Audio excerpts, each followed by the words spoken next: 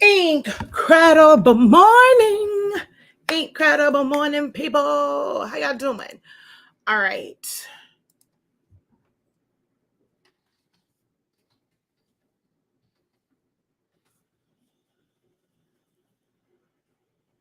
On time, on time, on time, on time.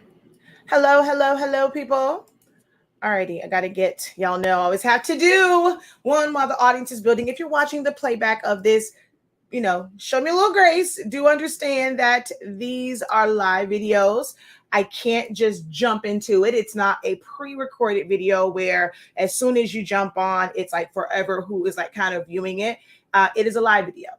I want as many people to be on as possible in the beginning to avoid having to make this a super long video and having to repeat things that they will miss in the beginning. So I kind of wait a little bit. I do a little bit of sharing. I kind of engage so that the algorithm can get it out. It can pop up on their For You pages, their timelines, their YouTube notifications can pop up and people can get on. So I've seen some of your comments. I've read some of your messages to me about the lengths of videos or the, comments of just get to it or, it's a lot that you guys, y'all do the most. Some of you guys do the most in the comments or in my inbox, but these are live videos, people. So I have to wait for the audience to build. It's not like live TV where, it's like live at 5 and people kind of tune in at like for the news. But even with the news, right? Like they're repeating the same thing. They do snippets and they're repeating the same thing over and over and over and over and over again. Don't have time for that. Y'all can go back and watch this. So I spent a little time in the beginning making sure that, I do what I need to do to, get it all shared out. Hold on one second. So yeah, I do what I need to do to make sure that I can get it all shared out. And also change my, like on Facebook, I have to change my audience. I have to do a few other things, and then just have to wait for people to join because I don't want to talk to myself. Like I do this to, talk to y'all. So incredible morning to each and every one of you. All right. So let's go over here. I have to change my audience on this. Okay, wait, it's not popping up. Wait a minute. Hey, wait a minute. Okay, there we go. So let's go ahead and change the audience on this to public. Make sure that you guys go ahead and hit the share button on this as well. I will really appreciate it.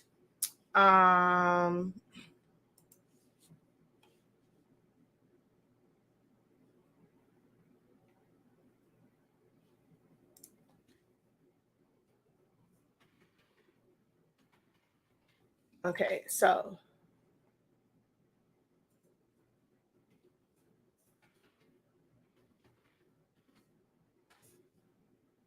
uh-oh. Hold on.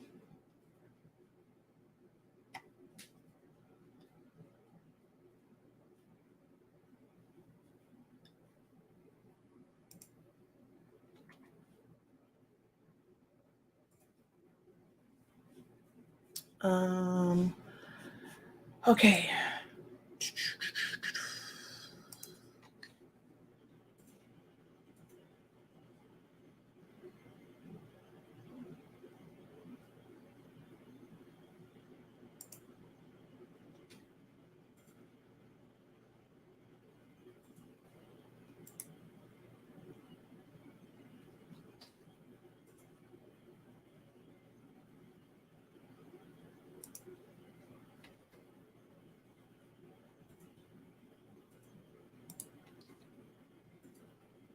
All right. I had to do something over there. And then now let me go over to my groups.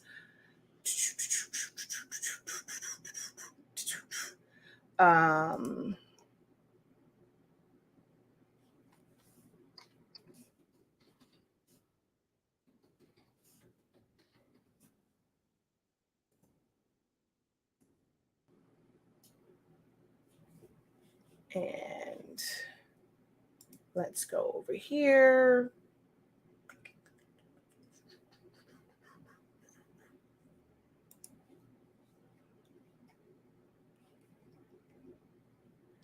She says, yeah, I'm up. Okay.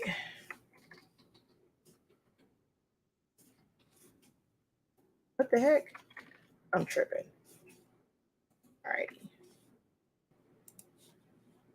I need to get my husband to do this type of stuff. He needs to be here, needs to be logged in under my account so that he can be doing this stuff. All right.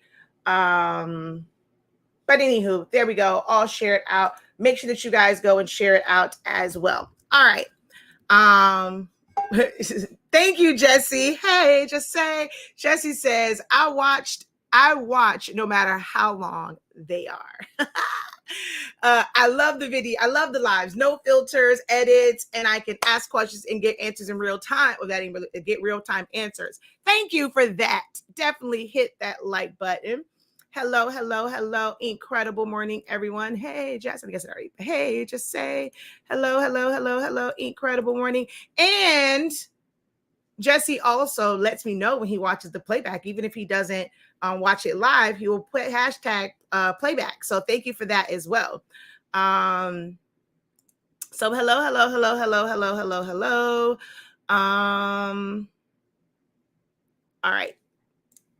Hello, hello, hello. All righty. So, that's the wrong one. Okay, let me also pull up what I need to pull up over here as far as what we're going to go get into today. And I need to go to my page. There we go. All right, hold on. I almost forgot the tea talk of it all.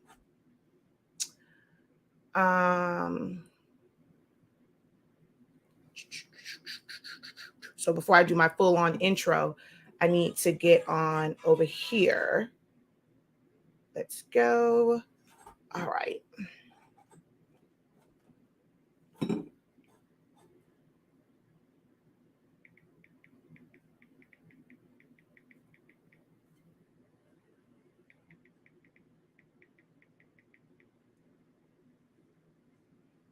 All right. That one's about to start. And, ooh, there we go. Here we go. Oh, wait a minute. Look, I love y'all, but pause. Well, you know what? I ain't gonna worry about it. I didn't put my eyeliner on, but it's okay. Okay, so hello, everybody. I am Shakia, the professor of HSINK365.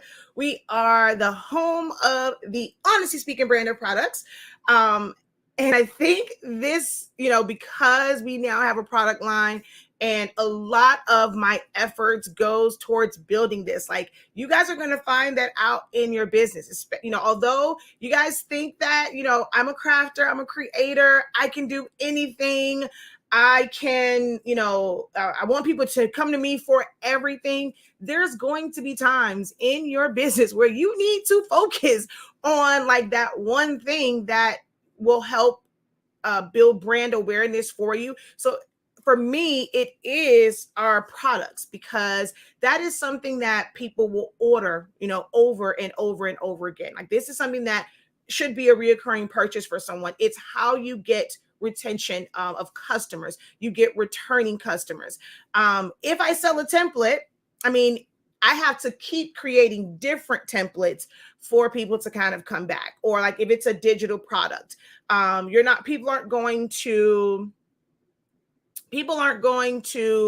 come back and buy the same exact template over and over and over again. It's like you have to still create a bunch of things. Whereas in order to run your business, if you do sublimation, you need sublimation paper. Your printer needs to be replenished on ink. So I had to take time to focus on building this part of our business, which y'all can't see over there. So it is the brand Honestly Speaking. So for our ink, our paper, some of you guys do know me from doing a lot of different designs. I have tons and tons of videos where I was just a regular crafter. I was a regular creator. It wasn't that, like, now me going live, me doing these videos, as much as I love y'all, it's about brand awareness. Okay. It's about letting you guys see that I'm a great instructor. I know what I'm talking about. I have effective methods of doing things, effective ways of creating, effective ways of teaching. I have amazing products so that I can make money just like y'all want to make money. Like at the end of the day, when I first started, I was a lonely stay-at-home mom and housewife with a 3-year-old or 4. Like, I forgot how old he was at the time, whatever. But I had one kid at the time. I was tired of talking to that kid all day long. So, and just me wanting to be home, I had to take my business a little bit more seriously as far as like making money, because at the time, like my husband had a great job and stuff like that. I worked there. And before we went from a 2-income home to a 1-income home. And it was on me, you know, I was doing things like here and there, but it was mad money, pocket money. When we got to a point, it was like, okay, well, we need to make some real money. Like I need, you know, there needs to be an additional contribution. It's like, okay, what is it that we can do? So, I mean, I was all excited about the idea and the thought that, oh, wow, you can make money from YouTube. But it's not that everyone makes the same amount of money. I've been doing this for years. I have videos that have hundreds of like thousands of views, and some of them that have surpassed hundreds of thousands of views. But you get pennies. If it's not people like 20,000 people watching it, whether it's the subscriber count or not, people think that your subscriber count determines what you make. And that's not true, because there are so many channels where people don't hit subscribe, but it will come up and they will have millions of views. People will go back and rewatch videos over and over and over and over and over again. So that's kind of how that whole YouTube money works. Everybody isn't making 10, 7, 8,000, $100,000 on YouTube videos. And I can say I'm definitely not in that category, but I did the videos, one, to share with others. I saw a need for it and people kind of struggling, or I'm sorry, y'all can take this how you want. I am not saying that my way is the only way or my way is the best way. But I'm going to be perfectly honest. I saw a lot of bull crap in social media groups or in Facebook groups where I'm like, why y'all teaching and you're charging and you're showing people ways that are ineffective? You're taking the long way. You're talking to them about business, yet you're still you're telling them to use inefficient equipment, just the technique on it. And it's like, but you're teaching. And I'm like, I would not want my sons to go to a school to be taught and instructed by a teacher who did not care. They had no pride in what they were doing. Like, it's like, okay, whatever. I'm just here to get a check. I don't really care if you really learn, if you're going to retain this. And I'm sorry, that is what I saw a lot of. So when people say create a business to solve a problem, I created mine, not necessarily as didn't realize it would be a business, but I started doing what I did to fill a void of, it's not like YouTube is there just for family vlogs or pranks or things like that. Like, you didn't have to go to a school at the time, like, you know, to pay money to learn this. I was someone who was great at what I did and I was sharing it. Part of it was I needed some adult interaction, because it sucked being at home in 4 walls, you know, with, a building, it says 4 sides, but, being in an apartment, being in a house or whatever with a kid. So I started creating content. And for me, content creation is not a moneymaker.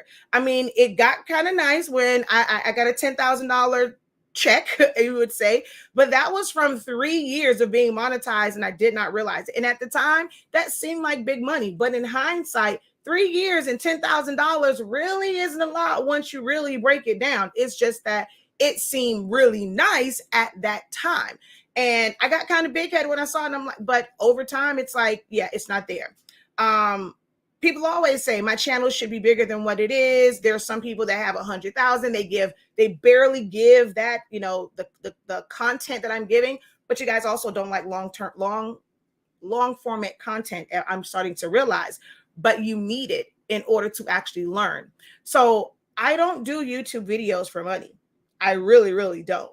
I do it and I actually help you guys more than it's helping me, because I spend a lot of time on YouTube, on Facebook, on platforms where I don't make a lot of money to help you guys make money, in the hopes that you would return that, the favor, or you would say thank you by purchasing a product that you already need. And that's great. You're getting the information. Why not support the person that's helping you with your business by purchasing a product or two, purchasing a class or two, purchasing a template or two, if I do have them?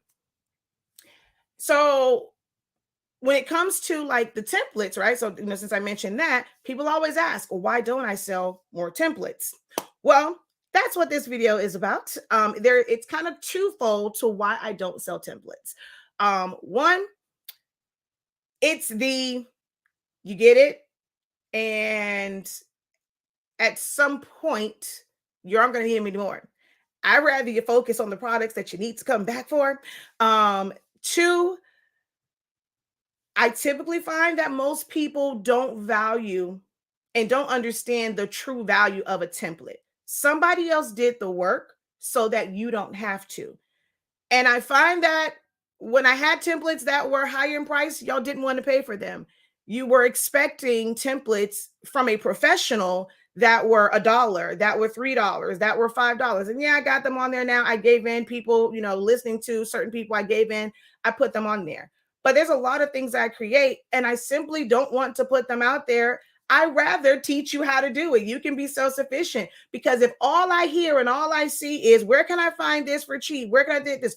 Oh my God, I'm so tired of buying templates. I don't understand that, to constantly hear people say, I'm sick and tired of having to pay for everything. Oh my God, I got to pay for this, pay for this. Oh, no one wants to help out the next person. Why can't you just give me this? You already have it. Why can't you just share it? Why are you gatekeeping? This is all I hear. So within this industry, to constantly hear that, I'm supposed to go and take my expertise and make something and give it to you for free. Or for most people, the expectation was for free or cheap, for you to then go and make money off of it. I'm sorry. I see that as a slap in the face. I'm just sorry. I'm being totally honest. That is straight up disrespectful. Some people will say, oh, but if you sell it to a bunch of people, you can create it one time. You can sell it to 1,000 people. But you know how much work it takes to get 1,000 people to buy something? That's still work on my part, because I would have to do not just videos. I have to pay for marketing. Marketing and paying for ads isn't free. You can't get most people to share a video, like a video, tag someone. Oh, I don't want everyone to know where I learned from. I don't want my people to know this, that, and the third. So you are getting something out of it, but I'm not getting anything in return. Is that fair to me? To help you make money, but I'm supposed to, well, I ain't broke. I'm never going to claim that, because baby, that'll never happen. I got too much talent to ever be broke. But you get the gist of what I'm saying. My mother gets on me all the time about templates. That's all they want, Shakira. That's all they want. Get the people what they want. People selling templates with little to nothing on it. Your templates are great. Your ideas are this. People want your thoughts, your ideas. Then they need to pay for it. But when I'm in an industry and I'm in groups and this is all that I see, it does not motivate me to want to create greatness to make pennies off of it. I'm sorry. I just don't get it, right? So that's the first part of it. My business is called Honestly Speaking for a reason. So I'm not going to hold anything back. This might offend some people. It might make you feel a certain way. Or as someone told me, I'm very spicy. It might run you away. I might seem too harsh. I'm not all bubbly. I'm not going to give you sunshine and rainbows. I'm not going to give you false hopes so people don't want to watch it. But this is real. This is real. Yes, I would love to be able to help everybody make money, because I truly believe there is money out here for everyone. But in that thinking of there's money out here for everyone, I can't go and forget that I am a part of everyone. And I deserve to be able to make money as well. And I don't feel like people should feel like I should be entitled because I have a YouTube channel that you guys think I make money off of, or I'm making millions of dollars off of, because you have people that say from their prank videos, from them finding gold digger videos or finding gold diggers, that they're making hundreds of thousands of dollars. Well, in this world, that ain't reality. That's not the truth. People get kind of a false sense of what is, because all you hear is what someone tells you. They could be renting. Most of them are renting those cars, leasing those cars. They ain't balling out of control like that. But when someone comes at you from an honest perspective, it's you thinking that, oh, well, you must not be doing this. You must not be doing that. Or this person doing this. Or you don't want to learn from somebody because they're not flashy. They're not doing this. We do very well for ourselves in what we do, right? In everything that how we generate income for our family, we're not necessarily struggling, right? Some will take that as, but well, I can't, I'm not able to do this. But I didn't try and build this overnight.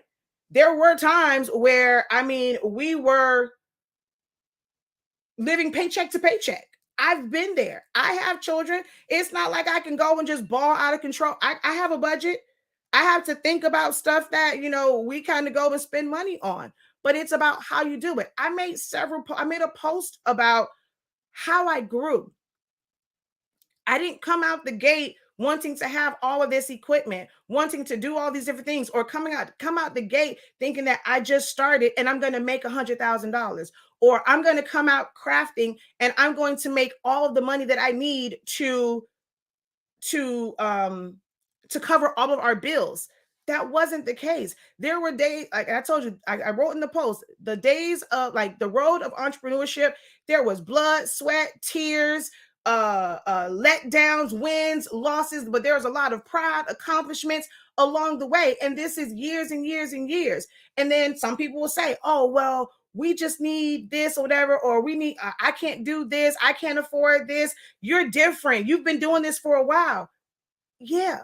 But when I started, I was where you are, and I built to this. So then that takes me to the other thing. It was okay for me to build up, but I'm supposed to help you guys microwave it and have it instantly, yet don't get paid for it. I'm just being honest. I'm being completely honest. I'm speaking honestly that I will say it hurts my business. I could easily play the games that other people play. If I do this because I want to make money. I like being able to be home, or my husband one of us being able to be with our children. I like being able to drop my children off. I like being able to be involved in school. Oh yeah, by the way, you're looking at the new VP of PTA, which I'm, definitely okay with that. The VP of PTA at my son's school. So I was voted in yesterday. So I like being involved. I am that parent, right? So I like having the freedom to do those things. I like knowing that my lights ain't gonna get cut off because I'm able to pay them, but to pay my bills. But this has been over time, right? Just because I have templates and I can sell them to a bunch of people, I have to have a website that they go on. If you people are selling people dreams on digital products, but what they aren't telling you guys is when you have a digital product and you think that it's just going to sell and you're not putting forth any type of business financial responsibility, like you don't have any business financial responsibilities, guess what? Uncle Sam gonna want all that money, all of it, because they want their 20 to 24% of your money for them. They also want their 15.3% because you are self-employed. So you're going to have to pay your self-employment tax, i.e. FICO, because in your regular business, you were only paying a portion of it and the company is paying the other part of it. They still want their 15.3%. So no matter who it's coming from, if it's coming from you doing your work, a little bit comes out of your check and a little bit comes from your employer, or you pay the whole thing, they want their money. So we're talking 20, 24%. If you're signing up with corporations like cap of 20%, you may end up being like in the 24% range, maybe even more than that as far as how much taxes you have to pay. And then that 15.3%. So you're at about 36%. maybe even be at 40% of taxes that they're going to take out. So I'm supposed to go and sell you a dollar file. So by the time I pay transaction fees, I pay processing fees, I have to run it, I have to pay my website, the sites that I got the fonts from, I had to pay for, I have to pay for marketing, I have to create business expenses, I have taxes I'm going to have to pay on it. I'm supposed to do all of that so that you can turn around and make your six figures, but I'm stuck with $2. Not going to happen, Cap.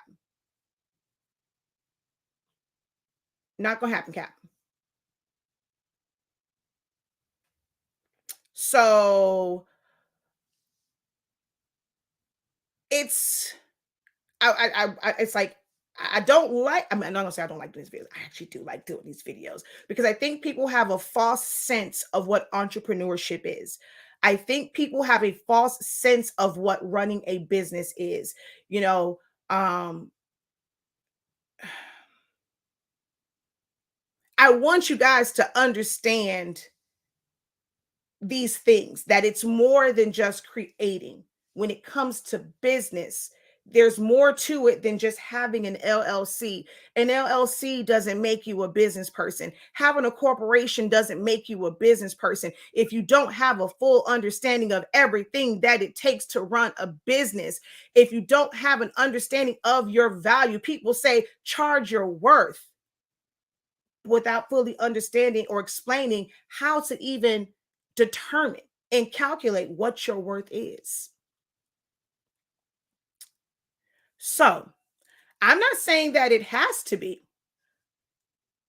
but most times when it comes to it, some people have done certain things and they will get people and they will go and they will buy templates and they'll say $25 or whatever. So I'm going to go back to why when I kind of say the $2, right? Why I don't typically sell templates. I don't create things that have all of these like backgrounds and splashes and I don't, it's like I see a lot of templates and it's basically just elements. And some people say, oh, it makes it easier for me, right? To be able to just drop a picture in, click on a button and change a color. There are certain templates that are like that, where you are basically getting the elements that someone used. But if you guys notice, for me, I don't do a lot of that other stuff. I make great money off of text designs, and that's all it is. I don't have to spend a lot of time looking for all of these elements and spending money on elements. I've learned to master text. If you watch my videos, you watch my design things, I focus heavily on text. So let me ask you a question. And then when I'm doing classes, one of the number one questions I get when I'm showing what I'm doing, oh, what font is that? Or I have one of my friends, she says, "Child, I went and blew it up because let's say if I forget to say the font or someone doesn't ask, she'll say, oh, I blew it up to see what font you were using." For me, it's about font selection. So I need for you guys to be completely honest right now, right? You like my designs, it's all in the fonts. So if I said, I'm going to sell a list of the fonts that I use for $25. Now, I'm not giving you the fonts because they're not mine to give you, but you want to design like me. Well, to design like me, you just have to know how to choose proper fonts. You can either take my classes and truly learn and listen how to select certain fonts. I teach you how to pair fonts, how to search for fonts. I gave you a resource, Creative Fabrica. They got tons of fonts. Just go on there and look for it. That's all I am doing, is pairing fonts. The majority of my designs are fonts, and I can teach you how to pair fonts. But yes, you are going to have to go onto these sites and find these fonts. If you don't have the time to do that, oh, it's easy for me, I just don't have time. Then do you really have time to run a business? I hear these things and I see these things in groups, or like I see these posts in groups, and I'm like, do y'all really think that when you start your own business or you work for yourself, the work disappears? Like, who you think doing it?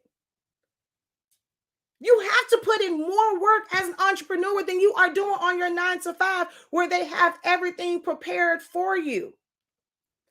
I don't have the time to go look for fonts. I don't have the time to go watch tutorials or go find a tutorial. I don't want to pay for a class. But you want to make money. So if I told you I can sell you a file, not with the fonts, not with the actual fonts, because they're not mine to sell. But I'm going to give you the links of where I got them from, the exact names. Then you still have to do the work of downloading them, unzipping them, installing them, remembering what they are. So the work doesn't stop at that list, but I can definitely sell you a list for about a good $50 of just the simple names and the links where I get them from. Are you truly willing to pay for that? Being completely honest, because for me and what I do and the things that you admire about the professor, it's nothing but fonts. Once you know the fonts, you can do it, because what makes me great at what I do, everything is customized to that person. I can't sell you a template that says interview with Jordan about it. I mean, I guess you can just change that name, right? Or you just want the one that says top 10 things to do after graduation. Those are basic words that you could have typed in yourself. Why do we need a template? A lot of crafters get taken advantage of, and you consistently make other people like ridiculously rich because you want a template that simply says top 10 things to do after graduation. Interview with Jordan, the flyest senior. I forgot what the other part said. I'll go to it. When it's just fonts, you can type that in yourself. So we want to be able to and if you type it in once, you have a template where you can change the colors. You can change the name. You still have to put in the work. I'm giving it to you one time. So someone said that, oh, well, I've had templates and all I have to do is go in there and just click, click, click, click, click. Well, if you took the time to create that one, learn the fundamentals of designing, learn the foundations of designing, learn how to master whatever design software you want to use. And if you create it one time, you have in turn created a template for yourself. Why do you have to buy it from me when you want to be the creative and you have the power, you have the creativity, you have the drive, you have the passion for it? You can create your own template and hold on to your intellectual property. You don't have to sell everything that you make for somebody else. You can share with them the resources, give them a guide. This is where I learned from. You can learn too. I'm not gatekeeping because I'm going to show you where I learned it from. I'll tell you what program I use. I use Silhouette Studio. I use Photoshop. I use Illustrator. I'm not going to say I learned Silhouette Studio. I learned Photoshop. I learned Illustrator. I learned Corel Draw. I learned Affinity Designer. I learned Affinity Photo. I don't care if you're using Microsoft Word, if you're using Publisher, you had to learn it. So once you tell somebody where you have learned it from, you are not gatekeeping. Don't let them guilt trip you into feeling like you have to give them your intellectual property.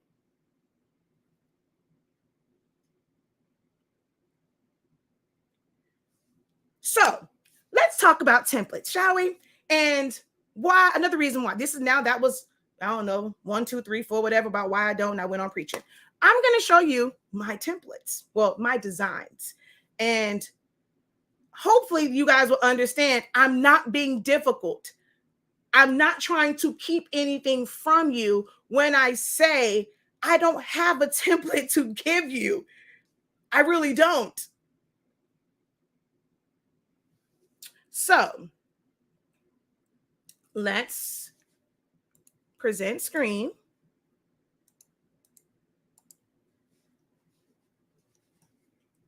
And while we're presenting the screen, there is a little link in the description. I can definitely give you guys a class. I can show you how to assemble it the right way. I can show you about designing, how to choose your template. I can do all of that and show you. If you want a template, I can give you a template. Don't come complaining to me talking about some, oh, there was nothing to this. This wasn't nothing but some words. I told you that's how I design. I told you that's how I design. So don't kind of come at me, oh, all this was some words. If you want a template from me, that's what you're getting. You're getting words, and you still gonna have to do all the work. You're gonna have to still know how to remove a background, how to use your edit points, because that part don't come with the template. The template doesn't come with little magic fingers that will do everything for you. So I'm gonna show you, and you tell me if you still want the templates or you want to learn how to do it yourself. Okay, so. But there is a link where you guys can sign up for the grad design camp, because I will take you through everything that you need to know on how to make money for grad season, whether it's this year, next year. I've been doing grad stuff. I've been doing this business for a long time. I did not start grad stuff until 2018. So it's not like you have to come out the gate doing everything. I focus on certain things. And my very first, what you're about to see is the very first time, and the first time I ever created a magazine cover. First time I ever created it. But you will never know was the first time, because I worked on my design skills over the years. And I understand that it doesn't matter if you are creating a graduation stole, a chip bag, a tumbler, a mug, a fan, a button, an obituary. The foundations and the fundamentals of designing is the same. The only thing that changes is what is truly a template. And that is the size of the item that you are creating. That is all the template that you really need, is the dimensions and the size of it. What you put inside of it is totally up to you. So let's add this to the stream. And let's go over here. Let me flip y'all around. Oh, wait, wrong one. All right, so let's go over here. Actually, because this isn't, I got to go back over here. So I'm going to come down. Okay, so we're going to click on this, right? So y'all see the lovely Jordan, right? The computer that I designed this on, I don't remember what the font was for where it says top 10 things to do after graduation. So the one that you're going to see on my silhouette screen is going to look a little bit different, because I don't remember what those fonts were. So had this been, let's say I found this background or whatever, okay, I need that element. I want my person to look like they're standing on a brick wall, blah, blah, blah, blah, blah.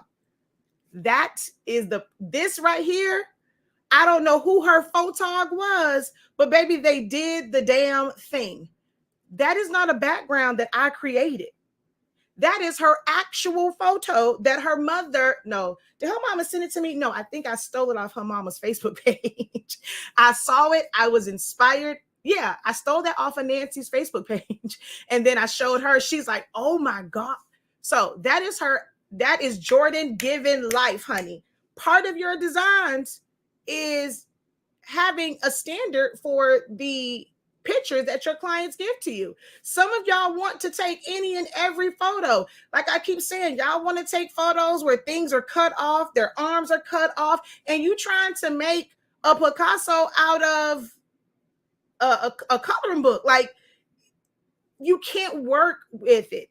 So it's like you're wanting templates to hide and camouflage certain things. Certain designs come to life, and they're great because they started with a great base. And baby, Jordan gave everything in this picture, hunty. So interview with Jordan, MNSH's Flyer Senior. Top 10 things to do after graduation. Best year ever.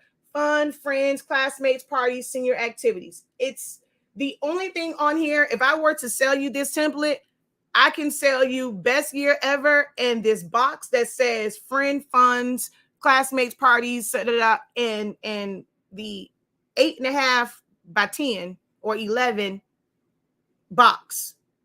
Now, if you would like that for a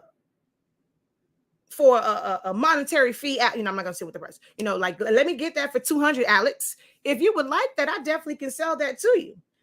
Now, don't come talking about me, talking about that's all this was. I paid for this and it wasn't nothing in it. She ain't give me nothing. What you want me to give you?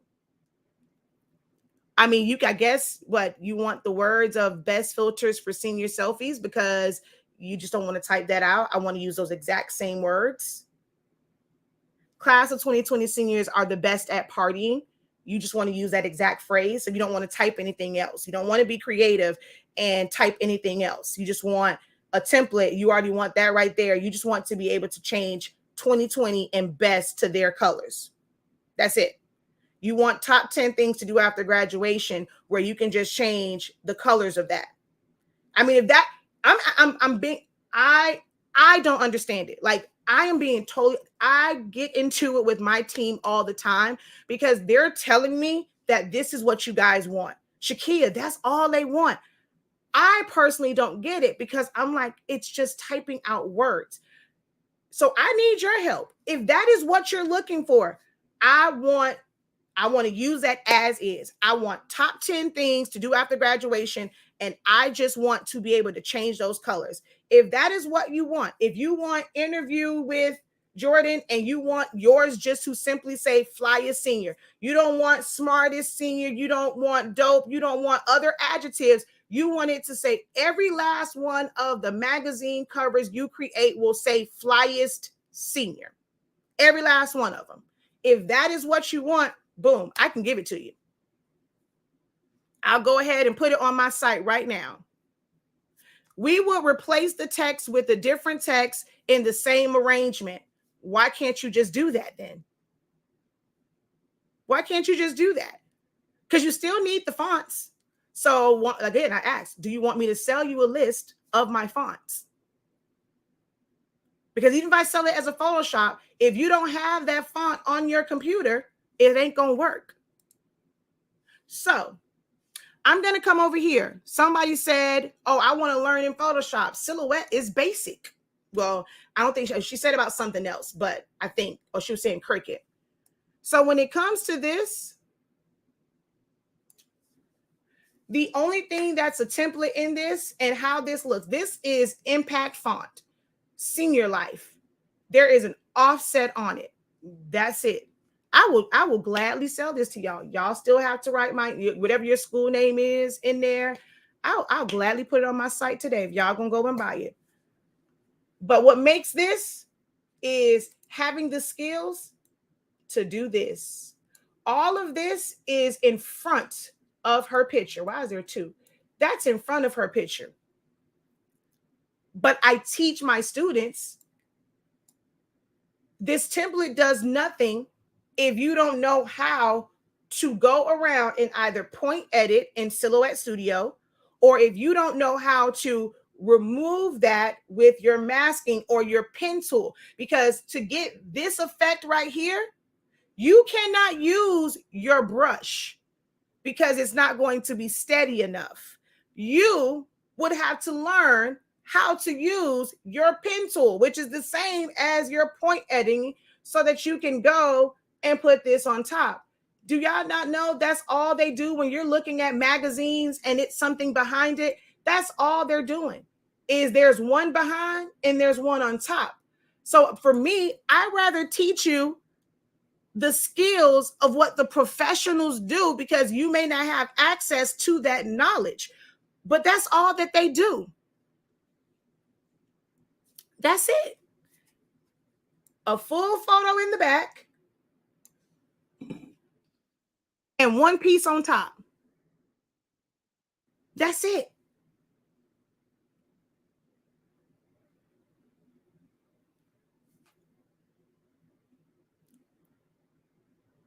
So you want the idea to say, okay, I couldn't think to come up with, okay, interview with, you want to know where this came from? Where the template is?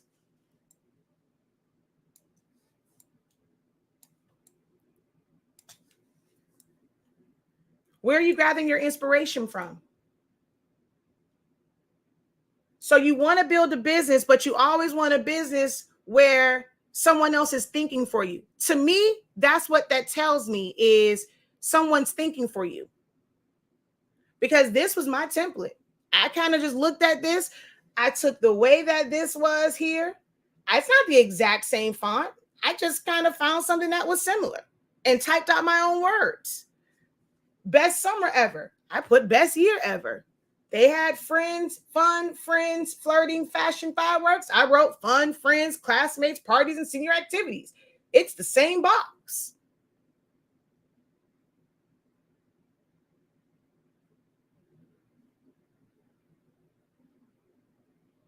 How long did it take me to create this?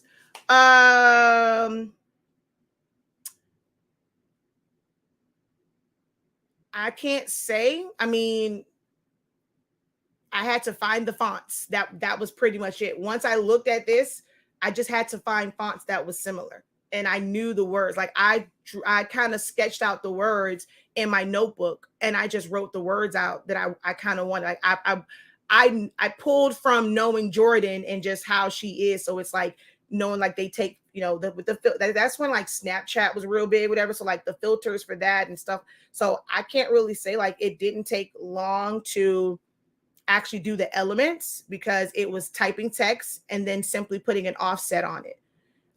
It was making a rectangle and rotating it. So I don't know. I can't really say how long it took. Let me see. Oh, there was Elle magazine. Because part of it was the research. So I think for me, I feel like sometimes people see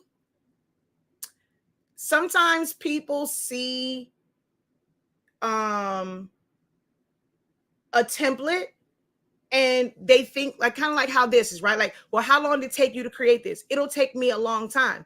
But I spent time in researching, or like gathering this part wasn't anything. It was trying to figure out the concepts. So me just pulling in magazines and trying to basically emulate them, but for what I wanted. So I can't really put like a time on it. Is it effective to create every design from scratch?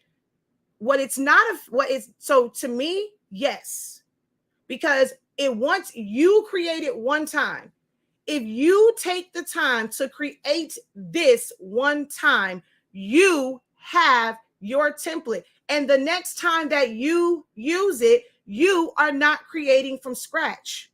The other part of it with this whole from scratch thing is the notion that everything has to be different that you do. That is what one of the issues is that people feel like they have to create every concept, like every job has to be a new concept from scratch. If you are not great in designing or not efficient in designing, work on one thing. You can't go and say that I'm tired of paying for templates. I'm not, and I know that's not the case for everyone. Don't get me wrong. I understand that there is an audience that wants to simply pay. What I am saying is my audience is not, the majority of my audience is not that. When I come on live, or when I come, where's the YouTube video? Because they want it for free. So they just like not where the class that I can pay for. Where's the YouTube video? Where the tutorial at? So for me, I cannot speak for anybody else that teaches this. Maybe I shot myself in the foot in that I started this from a place of passion, and it was, it was to help. Everything I do is always to help others. But at the time when I started this, I wasn't in a full-on business. When I started this, the pandemic did not happen to where it snatched away our bread and butter and where my husband worked at. When I started this years ago, I didn't have children. Once I had a child, I left corporate America. I worked in corporate America for 6 months after having MJ. MJ will be 12 years old this year. I didn't go back to corporate America. So for me, I started this years ago. I can create from scratch now because I put in the work. I wasn't always a great designer. Do y'all not, wait, hold on. Let's go back to over here. Did y'all not see what I created in 2015? Close this, close that. Wait, where is that post? Where that thing at? Okay, here we go, right here. I know it's kind of hard to see. Do y'all not see this grad cap topper that I created? Look, my sister said, Kia, you more creative than me. What the hell was this? I mean, look at everything. I mean, I was creating other stuff around it, but I was like, okay, what is this? She brought me some stuff. I mean, I'm proud of it, yet I still cringe at it. So she got these from a craft store. It was the little rhinestone and glued them down. We found a cheer outfit from Michael somewhere. I cut her name and this part here from adhesive vinyl. I think I used adhesive vinyl for that one. This was in 2015. I think I may have created maybe one or two, probably just one between 2015 and 2020. I was now these right here. If we go back to this, I made these in 2018. I still was a part of the grad community and selling for graduation, but I was doing just fans. I had done a grad topper, a cap topper in 2015, but it took me 5 years, 5 years to get to a point to where, okay, I advertise for them, I market them, I sell them. I think the others I did, I'm like, okay, I did these for her. Let me see if I really want to do these. 5 years. So I don't know if y'all picked up on that in the message in that post. It wasn't to look at what I like, hey, look at what I designed. It was 2015, 5 years before I got to this. 5 years before I got to this. But most people want popcorn. They want microwave. And that's the part that is hard for me. It is disheartening for me. You can ask my team. I cry over this because I don't understand why is it that people are gravitating to this culture of you need to make 6 figures now. See, that's the problem. If you don't want to wait 5 years, then you don't want to learn from me. I mean, I can help you with the roadblocks to where it's not going to take you 5 years. I can show you the techniques to help you design it because I've spent the time. So that is what I do. In me showing you, I'm giving you the shortcut and showing you how to do it. Because for me, I put in the work for you. But I didn't put in the work just to give you a template. I can't give. So this was a quote that their parents gave me. What template can I give you for I accomplish greatness? And when I stay focused, I have faith, remain determined, and I never give up. What template can I give you for the quote that her mother gave to me? What template can I give you for flowers that I handmade? What template can I give you for that? Now for this one, all right, cool. You can put whatever words in there. Y'all want that one? I'll give you the diamonds because I took the time to put the diamonds there.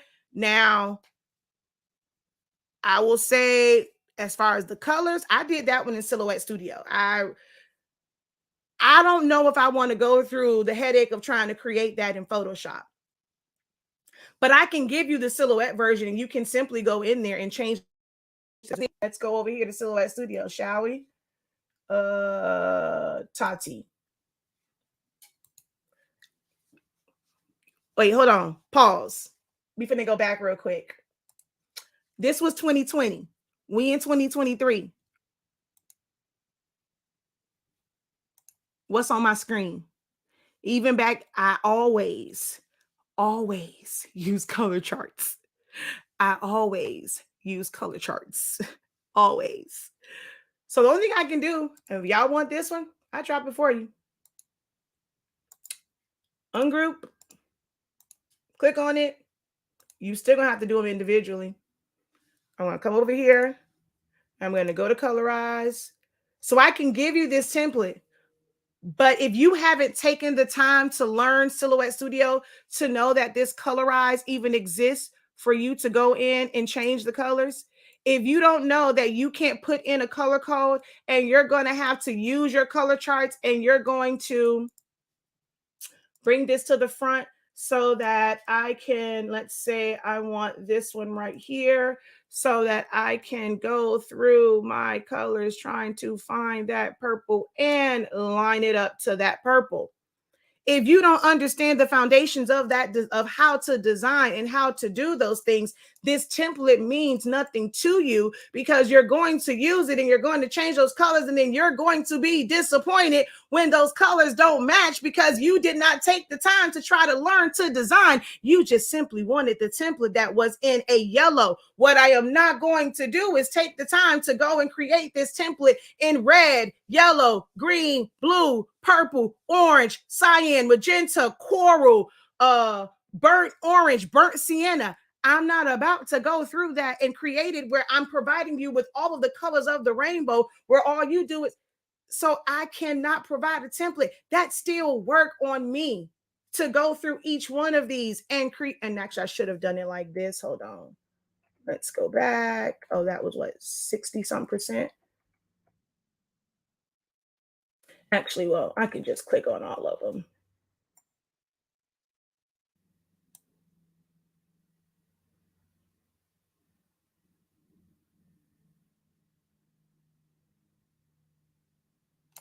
Oh, there we go.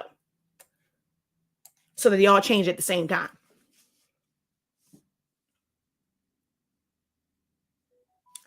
Oh, you think that they don't.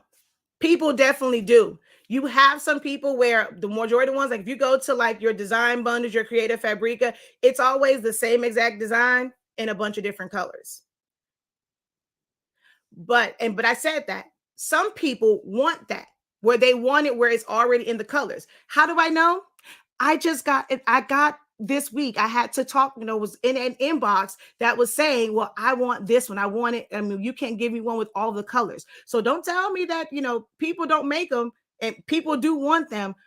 And I'm not saying that you have to make them in all the colors. They can get one template and change the colors themselves. But what I'm saying, and you just missed the whole point of it, was they don't take the time to learn how to actually change the colors. They don't take the time to learn how to change the colors for a lot of people. And now I get it. If you buy Photoshop, great. Have whoever you want to get Photoshop from. I can design my ASS off in Photoshop. I feel like Photoshop is overkill for a lot of stuff. People treat it like it's the holy grail, but it's not. Photoshop is for raster images. Photoshop is for photo correction. You don't need Photoshop for everything. So I choose to make mine in Silhouette Studio. I can make templates here. So they are different. But if you want templates from me, they're going to come in Silhouette Studio, and you need to know how to use Silhouette Studio. Exactly.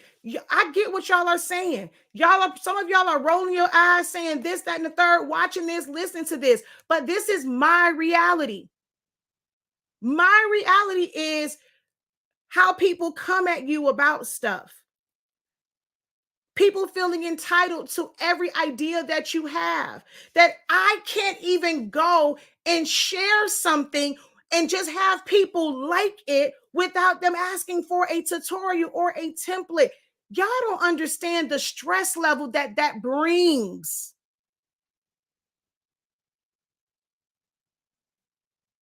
Y'all just don't get it. Y'all look at it and y'all, because I'm putting it out, y'all think that it's easy. But the truth of the matter is, and honestly speaking, it is not.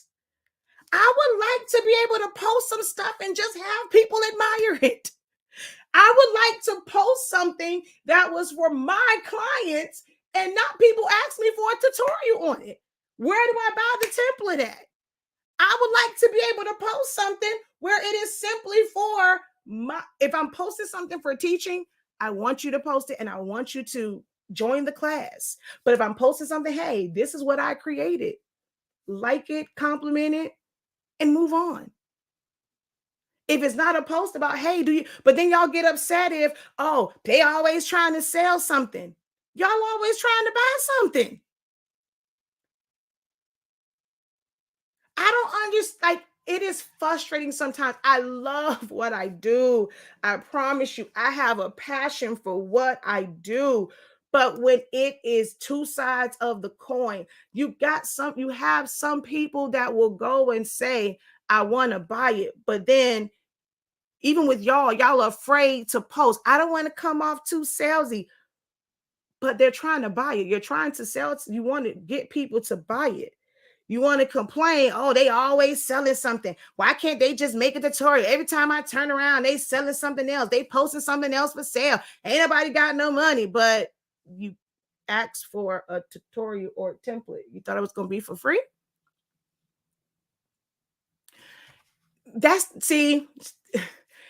Everybody doesn't think the same. You're saying that's a good problem to have. You're leaving money on the table. Let me tell you what it's not. Let me tell you when it's not a good problem to have. I'm going to break it down to y'all. When it's not a good problem to have and where money isn't everything. When I have to go and listen to my 11-year-old, I went home early one day and my mom saw my truck. She goes inside, she's looking for me for something. And my 11-year-old says, what you calling my mama for? When is my mama ever home at this time? Wait, what? When your child goes and says, we never see you. I see my children in the morning to get them ready for school and to take them to school. Because I work in a industry where most of you guys have 9 to 5s. When I post a class or I post something, it's cool if it's a free YouTube video. Oh, we're all on in the middle of the day to watch a YouTube video to judge me, and like videos like this. But if I go and say, hey, I have a class, it's starting at 1 p.m. Oh, it's radio silence. Oh, that doesn't work for me. I need a class in the evening. So I'm supposed to go and work overtime for regular pay. See, the way income works and the way having a job works, it doesn't change because I have my own business. So I'm supposed to get up and start my day to be able to do all the admin stuff and do all the stuff I need to do to run business, because it's more than just getting on here doing live videos and starting my day at 8, 9 o'clock. But I'm supposed to be here until 10 o'clock where I'm missing dinner because I need to be here to do tutorials or to do a live class at 6 o'clock at night because y'all are at work. Y'all have to take these classes. Y'all don't realize that you can watch a playback. You don't want to sign up for, oh, it's just a playback. Oh, I need a live class. So I'm supposed to do overtime work. On your jobs, you don't want to go to work and be there from this time and say, okay, you have to be here past 6 o'clock, past 7 o'clock and not get paid overtime. That is what my life is. So for me, it's not really worth it. It's saying to leave money on the table for my son to tell me or to make the statement that I'm never home. My son to come and say to me, oh, mommy, I feel like I haven't seen you all week long. You prefer playbacks. But what I get when I go and I'm talking about join this class, you want to learn what I do? Join this class. Sign up for this class. Oh, is it live? When is it? You prefer playbacks. Then maybe it takes for more people to talk about the fact that playbacks are effective, because my audience seems to think that they have to be in a live class. I can only speak for me. I can only speak for the current audience that I have. That's all I can do. That's all I can do.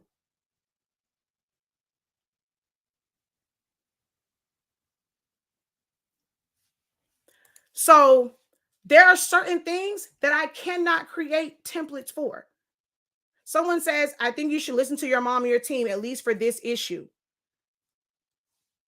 If you take the class, I promise you, you will have every skill that you need to do it just as fast as going to a website to buy a template. I promise you, you will. I promise you, you will.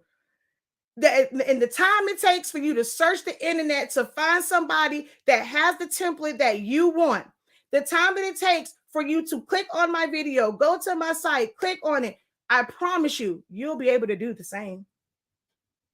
If you listen to what someone's teaching you, that you don't have to have 30,000 fonts. You can literally make your designs work with the same 5 fonts. You don't have to buy a template. You can do it too. You can have it done in 10, 15, 20, 30 minutes. You can do it too. So where you can create your own template that you can reuse over and over and over and over and over and over again.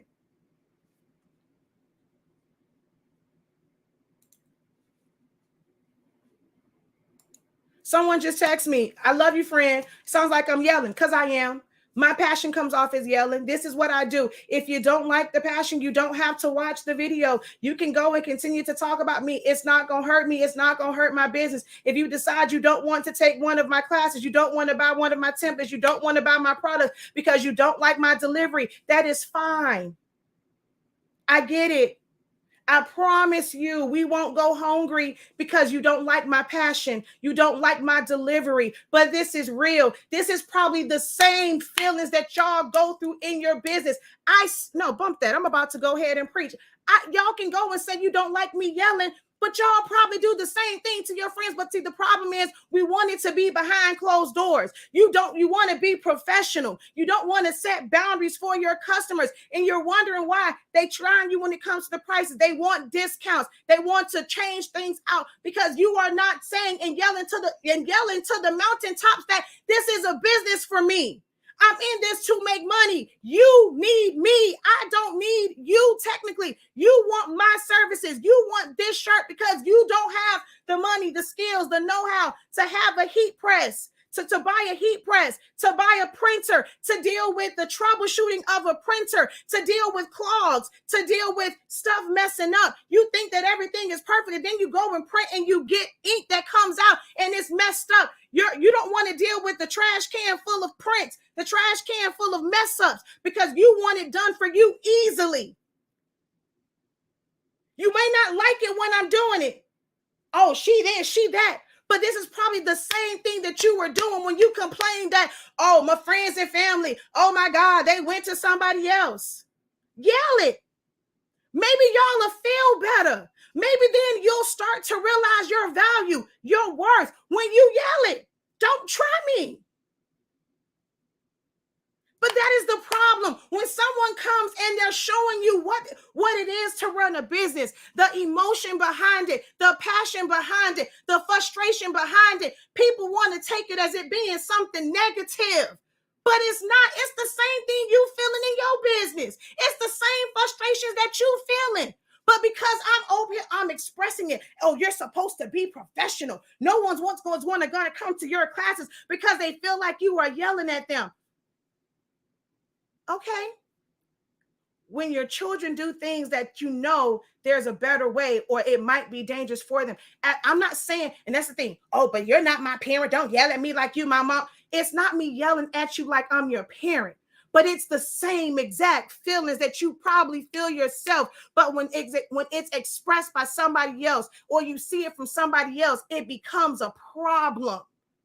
That is a problem for me.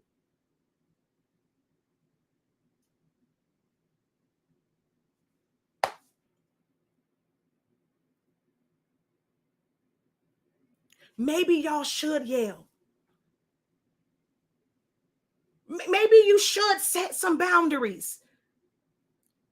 Maybe you should let people know that this life of entrepreneurship and me making your life easier, it's a convenience for you, for me to make your shirt. It's a convenience for me to make your memorial item so that you don't have to go and cry. You know that sometimes I would love to be able to just mourn. But my family come at me when stuff like that happens and I can't. Because I got to make, So for other people to just be able to mourn, and they can get a shirt made, they can get a tumbler made, they can get a rag made, they're able to be free and mourn. But you have to go and design this stuff, but you're not appreciated. People don't see the value. They want to count the pennies and count your pockets. Well, how much did the paper cost? How much did the shirt cost? How much does this cost? It's just paper. It's just a shirt. I'm only going to wear it for one day. Okay.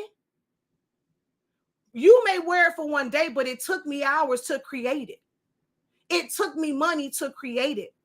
And it's in a business, it's not just what it took for me to create it for you. I have to have ink. I don't go and just buy a few drops of ink just to make yours. I have to go and I got to buy that ink. I got to go and buy that paper. I got to go and get that glue stick. When that printer goes down, I have to have the money to go buy another one so that y'all don't go and say, oh, this is why I don't do business with Black businesses, because they're never prepared.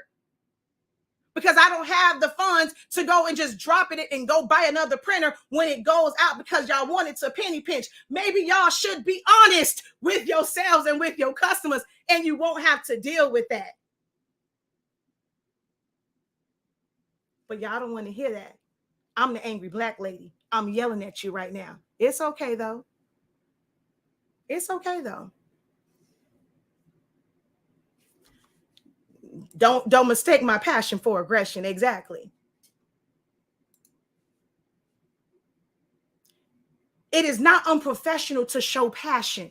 It is not unprofessional to wear your emotions on your shoulder. I don't know who told y'all, because you decided to start a business, that you have to hold everything in. That you can't be you, that you are to be emotionless, that you're not supposed to feel, oh, well, we didn't tell you to get into business. Or I didn't tell you to come knocking on my door. I didn't tell you to come to my website. I didn't tell you to come like my post. I didn't tell you to come request something from me. So if it's, oh, but it's other people that do it, well, then I suggest you go to them, because you are not, it's not worth my aggravation for you to come at me about something that you want from me. Being a business owner does not mean that I have to shut up. It is not, to me, it is not unprofessional to set boundaries.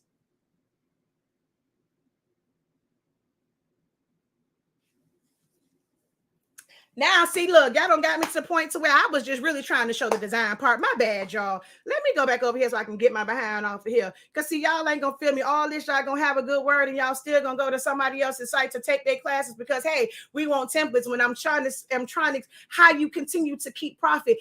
You keep saying that I need to make money. And every time you make money, what do? You go buy somebody else's template. Oh, but I'm going to keep using it. Most of you guys, the average person, I am not saying that it is for everyone, but it's a lot of people that buy a template and use it one time. So then you're going to buy another template and you're going to use it one time. And you're wondering where your money's going. Is going into the templates that you continue to buy versus taking the classes, taking the time, taking the 5 years to get to a point where you can make some money.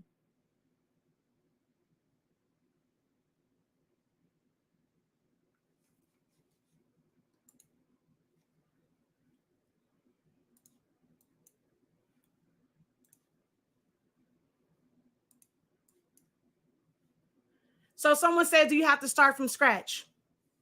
Whether I give you the template or you created it yourself, you saw Tati's, Keone's. In this one, simply taking one section of it out. But it's like knowing that. So if I sold you this template,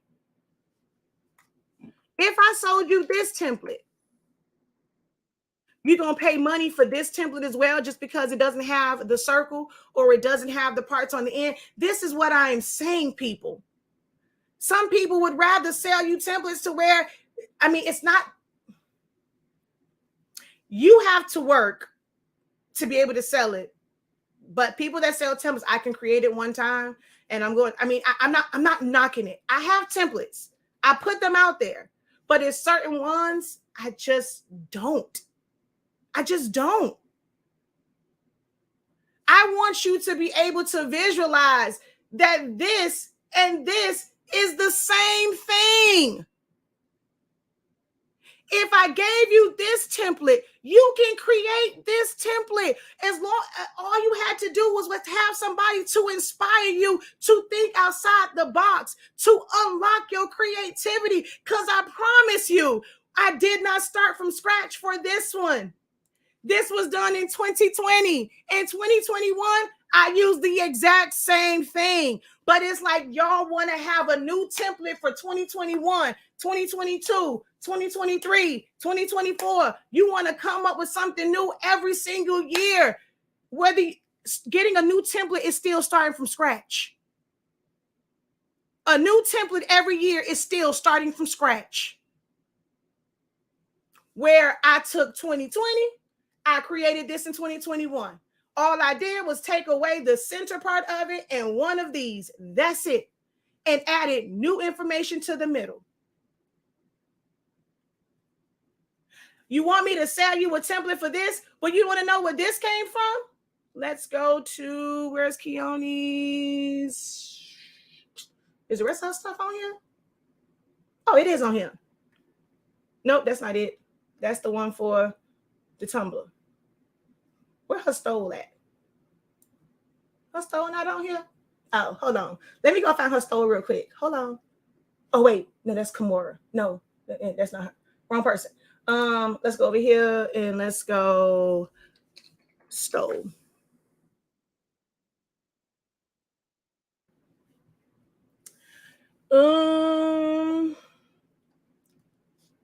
Where is her stole? Where is her stole? Where is her stole? Kendrick, Vermilla, Keone.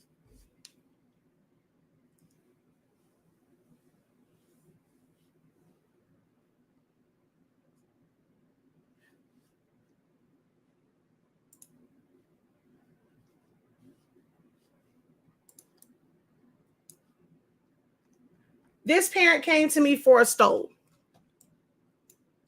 A template, see, I guess it's, so someone says a template is not the same as starting from scratch. That defeats the purpose, in my opinion. So for me, a template is simply having the elements that you can reuse again. That's all a template is to me. So I guess it comes down to what you define as a template. I guess that's what it is. How do you define a template? Because for me, in everything that I created, having just the size of the grad cap topper was all I needed. Having a template for the size of the stole was all that I needed. So then I went in and I created all of this information, the name of the school, cum laude, superintendent, law magnet program, blah, blah, blah, blah, blah. Have her pictures. I have her name right here. And you know what I end up doing? From this right here, this became my template. I already have the words already written out. I don't have to figure out another font. I took this and I turned it into where I can take those, just simply rearrange them, take certain things. Same information right here. Superintendent Diploma of Distinction, 60 hours of community service. And I made it into a Tumblr. I took that same information, did not change anything. Didn't change a font, didn't change her name. I put it on a topper. That is what a template is. Reusing the information. So once you create one thing for someone and you already know the fonts that you're going to use, you have the colors that you're going to use, all you're doing is simply changing it around. I can tell you the dimensions of a topper. I can tell you the dimensions of a stole. Or I can tell you the dimensions of a what's this thing called? Of a tumbler. I mean, I can give you a template if y'all want. So for me, yeah. So in other words, look, someone said maybe I need to listen to my mother. I've asked y'all, what is it that you want? Show me, because for me, I also said, I asked the question, are you your target audience? I'm not. Because I don't see the value in just buying something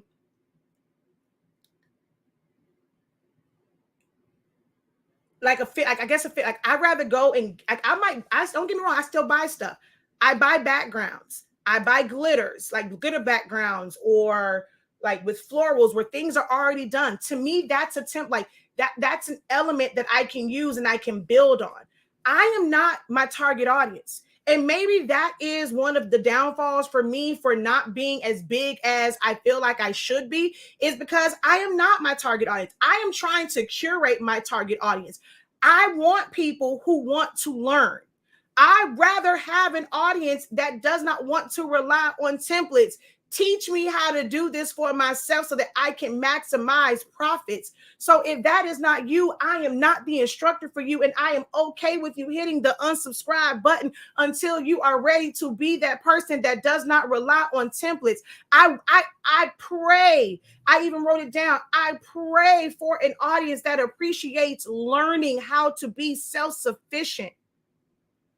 Because when I'm doing stuff, I'm like, I don't know what y'all want, because for what I'm teaching what I know.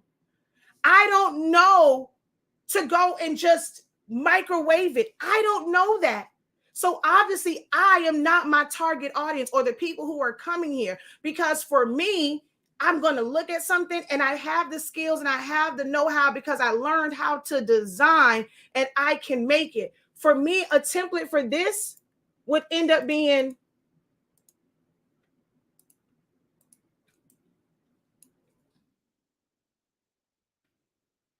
oh dang.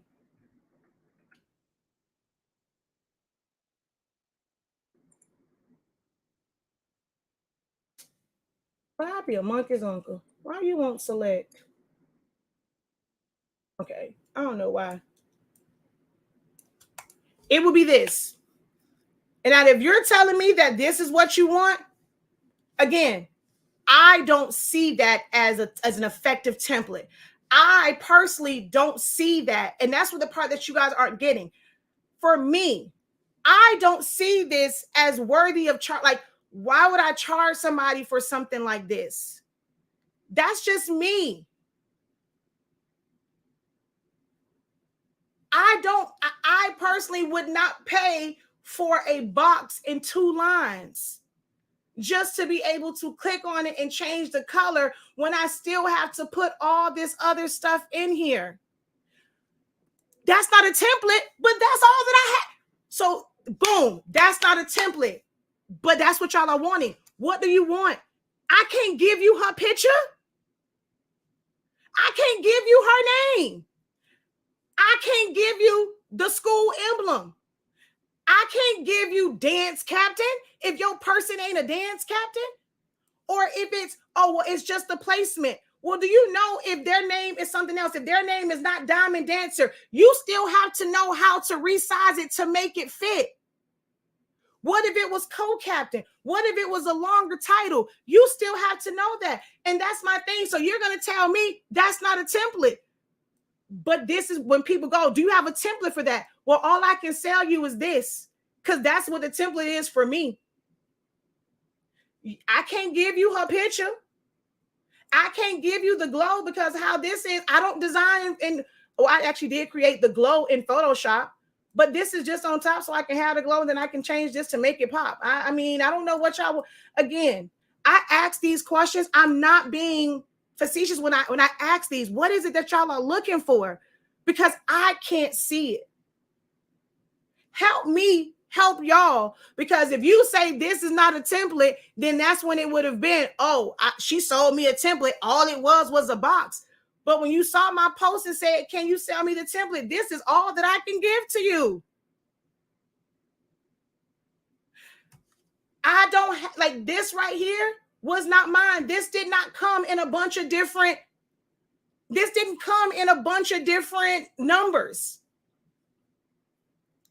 I went and I purchased that element and it was a 2 and a 0. It was 2020. So I made the one her. So I don't know, like it's a placeholder. What? So a placeholder, you can just simply look at it. Like that's the template. What if my font doesn't work for you? Why can't I just tell you the font that I use? your person isn't a cheerleader, you still got to type it out. So if I sell you this and say, and show you a picture and say, this was, what do I even have the font on here? This was Antoinette. And if you take any of my classes, you know that Antoinette is a font that I use for so many things. I have a good 5 fonts. I have a bunch of fonts on here. Those are like, okay, I need it for one, but I have a good 5 or 6 fonts that I use pretty much for everything. My friend tells me, stop paying for the words you can do yourself. You can do that yourself. All you need is confidence. All you need is confidence. You don't need time. It ain't a matter of you not having the time to do it. Even if they are placeholders, you still got to do the work to put it in. If for you, your creativity is not at the level to create designs in that layout, it is okay. That's the part that y'all don't get. It is okay to not be at that level, to have that mindset where you can put these ideas together. Whatever you are at creatively, make it the best that you can make it. You can make money off of the idea. I don't care if it's basic. I don't care if it is the same design. And while you are working to build up your creativity, you are selling the same exact design over and over and over and over again. And you have just that one. You worked really hard and you created that one design. And everybody that comes to you, all I'm going to do is change out your picture. And when I learn to do something else, when I build up my creativity, I will drop something else. But if you are the person where you want somebody else's creativity, or you feel like somebody else's creativity is what's going to make you money, I am not the person for you. I don't feel like I'm leaving money on the table. I personally don't. These are my feelings. So it's titled Why I Don't Sell Templates. Because I know the value. I know the joy. I see my students when they are proud at what they did. I get more joy in them being proud of what they created instead of them changing something that I did. That is what I take pride in. I like being on my post saying, yes, you did that. It may not be the best design. It may be your starter, but you did it. I spent years selling the same exact designs until I was able to create something different.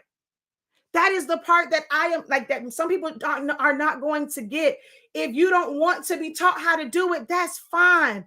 Then there's other channels, there's other platforms, there's other businesses that you can go patronize and you can go support. But if you come over here to Honestly Speaking, if you come over here to Sillaholics Anonymous, once the Ink Zone drops, if you come over to the Ink Zone, my mission and my goal is not to simply sell you a template. There's a bunch of people selling templates.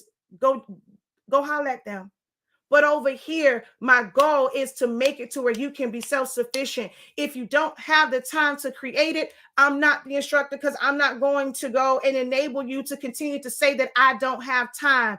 I'm not going to be the person to enable you to think that you have to have multiple designs to have multiple streams of income. I'm not going to be that coach, that mentor, that professor that's going to make you feel like you are inadequate in what you do, that you don't have the time. If you don't have the time to work on it now, find you 1 or 2 things that you are great at. It's going to be the best design. If you want to buy a template, go buy that one template and sell the hell out of that template until you can make time for yourself, where you can actually learn how to do it for yourself. But you don't have to have 30 million templates to be successful.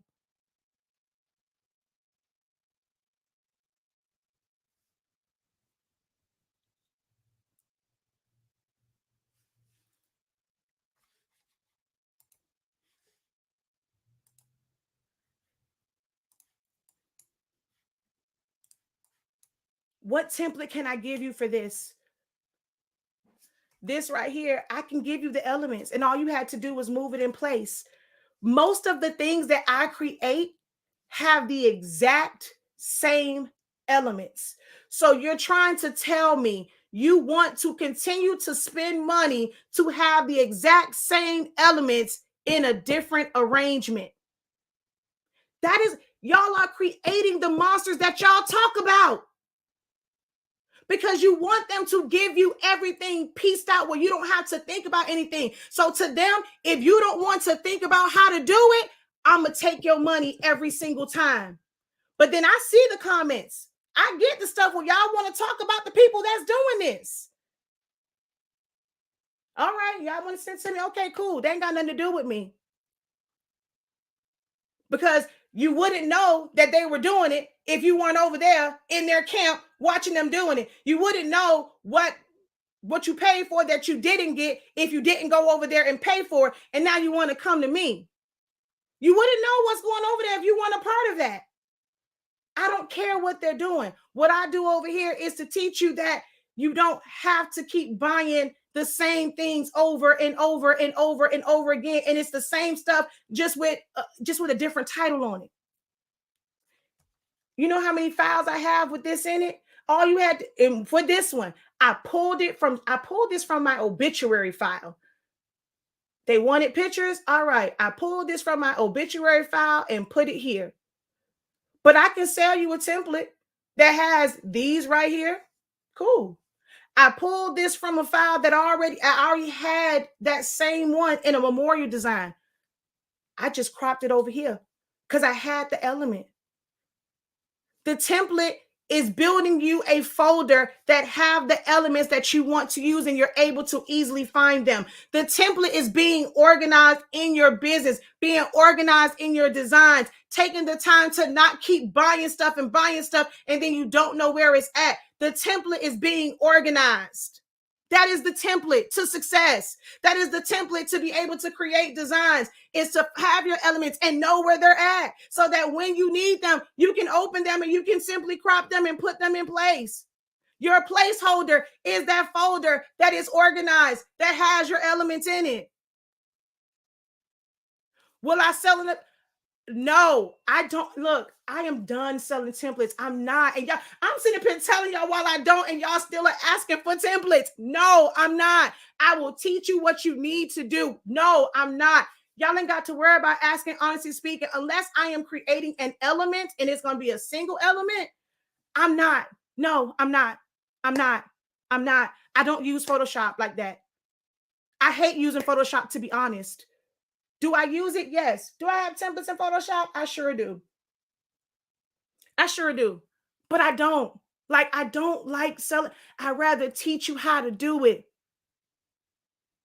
I'd rather teach you that it is okay to not know how to do everything and you just started. It is okay to wait 5 years to fall into your greatness. It is okay. I have a kid that is in the 6th grade. He can't say he's graduated until he's gone through what 4 or 5, 6 more years. It is okay. You have to put in those 12 years to get to that diploma. Why is it that as adults, you were okay with going to school? You were okay with going to college. Some of y'all got degrees that y'all are not using. It don't even apply to the entrepreneurship journey that you're on. But it was okay to work 4 years to get to that diploma, to get to that degree. But in your business, I want it right now. I don't want to wait. I don't want to put in the time. I don't want an audience like that. I am trying to find people who are willing to put in the time. If you're not willing to put in the time, I suggest you unsubscribe. I'm being real.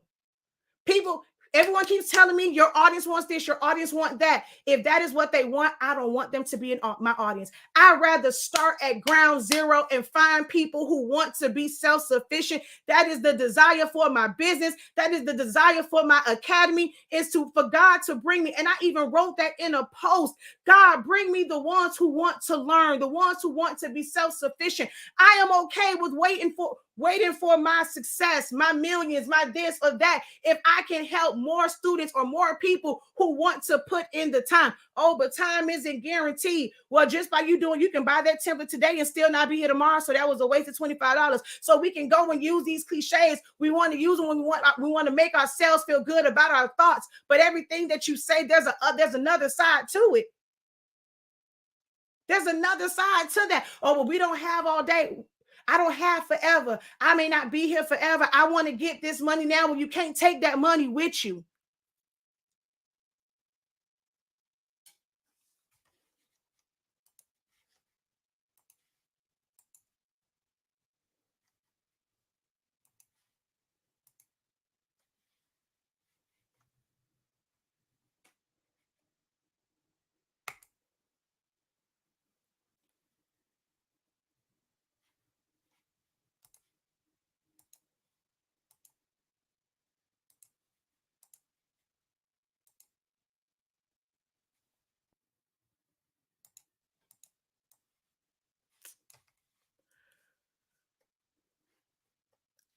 for me, every picture on here, like it's like this isn't made to where this is a template or like I put these pictures in here individually. There was another collage that I put all of these pictures in to make the collage.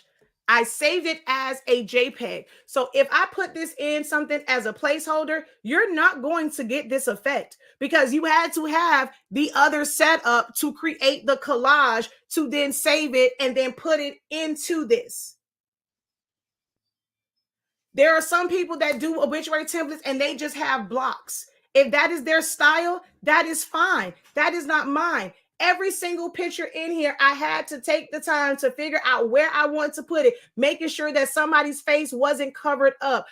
Okay, this is a small picture. I can put it here. I can't really give you a template for this because this is all hand placed.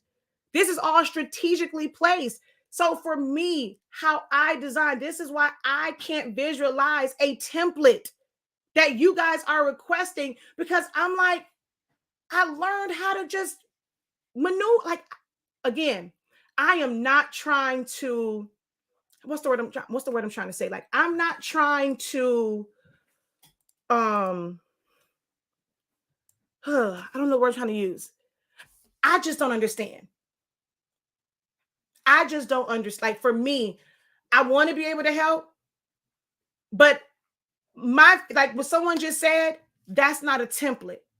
That is a fear for me. You're telling me you want a template, and I know that that's all I can give you. Like, it's just this. Because the other part of it, you're going to have to still do the work to arrange it. What if you don't have that many? You're going to have to delete it, turn it off. It's the same amount of work as you opening it up and you typing it in. So for how my brain works, I don't understand templates to give to you.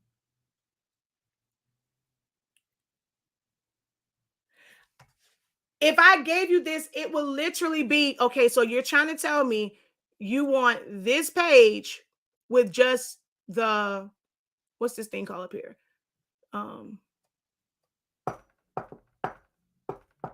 The rhinestones. This is a box.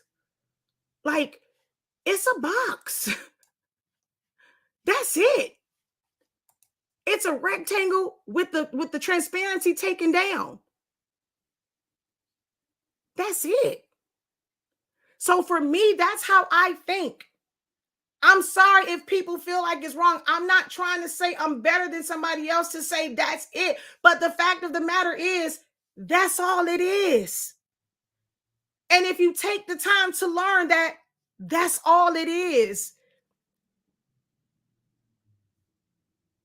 it will open up so much more for you.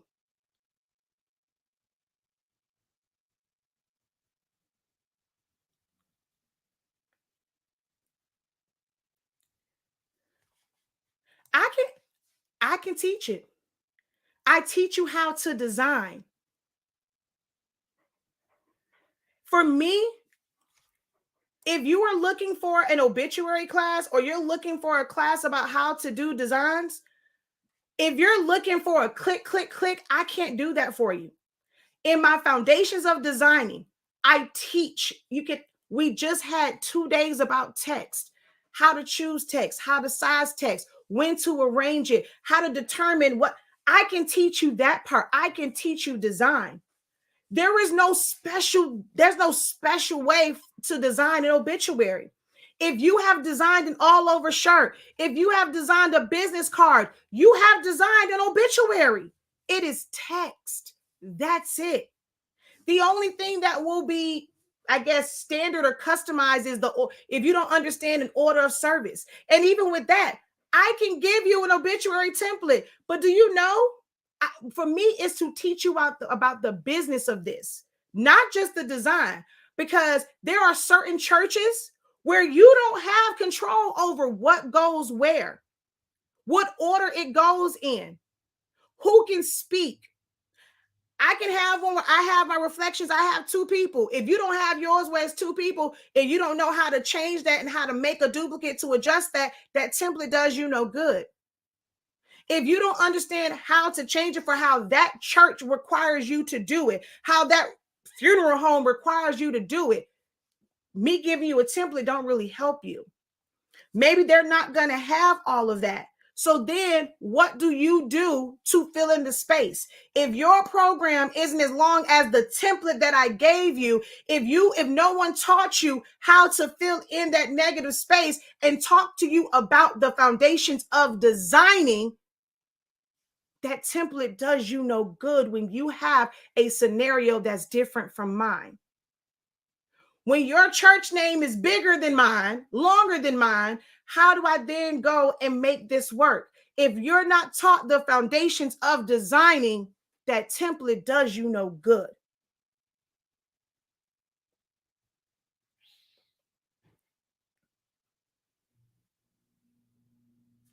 Like you say in class, it all starts with shapes, text, and arrangement. Thank you. Thank you. Thank you. I need a class for party templates. I've done that as well. It doesn't, foundations, that's the thing. Foundations of designing has no respect of program. It does not matter what program you are designing in. Foundations of designing is foundations of designing. I can create amazing designs in Photoshop, Silhouette Studio. Hell, if I felt like being aggravated, y'all will be amazed at the ish that I will actually be able to do in Cricut Design Space. But I don't feel like dealing with the aggravation because it's deemed too much. But knowing about composition, knowing how to see the shapes, all of that is about designing, knowing how to pair fonts, knowing what style of font to choose based on the theme. That is the foundation of designing. It doesn't matter what program you do it in. That is the issue where most people feel like they have to take a class for Photoshop. And when y'all take these classes, they showing y'all one thing and you're stuck in whatever they teach you versus being self-sufficient.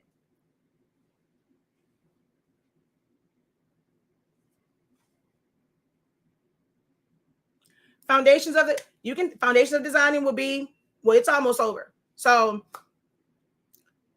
I say that to say my foundations of designing was a pilot. My Photoshop is the essentials. For me, I can teach you the essentials of Photoshop. It's things like obituaries I might do in Photoshop. My thumbnails I do in Photoshop because it just makes it easier for me to type it out. But I created that. Yes, it is a template for me in Photoshop, but I created it based off of selecting a font that every last one of my thumbnails will have. Like, I created, and now I can reuse it over and over and over again once I understood how Photoshop worked or how Silhouette works. So I will say that how I plan to do this program going forward is sticking to, I have been struggling to try to give people what they want, or my family telling me everybody else is making money doing this. They're doing it like that. Shakia, you overthinking it. They're telling me, don't nobody want to learn how to design. They just want to plop, that's one of my favorite words. They just want to plop a picture in. Give me something I can plop a picture in. That's not what when I wrote my mission statement, it wasn't to teach people to plop something in. It wasn't. Now, the foundations of designing now, there's a lot of information in there. They are learning a lot. We have only one more month left in that. My Photoshop one, the current one that was live, that is over and done with now. But going forward, this is what I just had a discussion with my team about, that I just want to teach design. And I want them to understand it doesn't matter what program it is. I struggle with it because I'm like, when you come and learn to design, I might be teaching in Photoshop one week, Silhouette the next week, Illustrator. I might even go to Canva because it might be something over there. Hey, it's a little bit easy to do it over here. But my goal is just to teach people to design. That's all I want to do, is teach people to be self-sufficient. I have been struggling with the direction of my business. I have been upset. I have been been battling with the like wanting to continue to do this business because I felt like everyone was trying to make me be like everybody else to not leave money on the table. And then I had to look at what my mission statement for 365 Creative Academy was. And I don't feel like I'm living up to that. And I'm tired of crying over feeling like I'm so far removed from what my mission was, what my vision was for my business. I can't do it anymore. I can't do it anymore. No, you're not going to learn how to do everything in the first month. If you want a program and you want to go to someone where you're like, okay, well, they're teaching. Some people don't want to do graduation right now. You got somebody that says, I want to do party stuff. You got people that just want to learn how to do party things. I'm only one person. I can't go and teach you every single thing there is to know in a month. Now, if you're willing to learn the foundations of designing, if you're willing to learn how to properly put stuff together, because baby, the video I just saw, Lord have mercy. I can help you do that. But note that it ain't going to be a month. It might be a whole year before you get everything that you need. It might be 2 years before you get everything that you need. And if you're looking for something quick and microwave, 365 Creative Academy is not for you. But 365 Creative Academy will be the best academy out there. It will grow because I will continue to pray for God to send me the people who want to learn how to be self-sufficient, the people who want to learn how to design.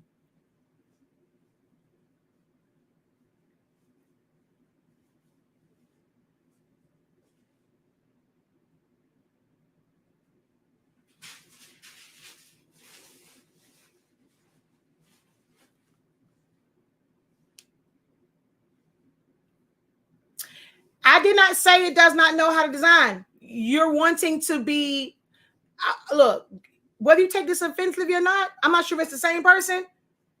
If you say that, again, for me, if you're saying that you don't have time for it, you didn't have time to go and do the design, you're looking for convenience. I'm not going to see, I thank you, Lord, because I was about to call them lazy. Thank you for telling me that it's just looking for convenience. I'm not a convenience store.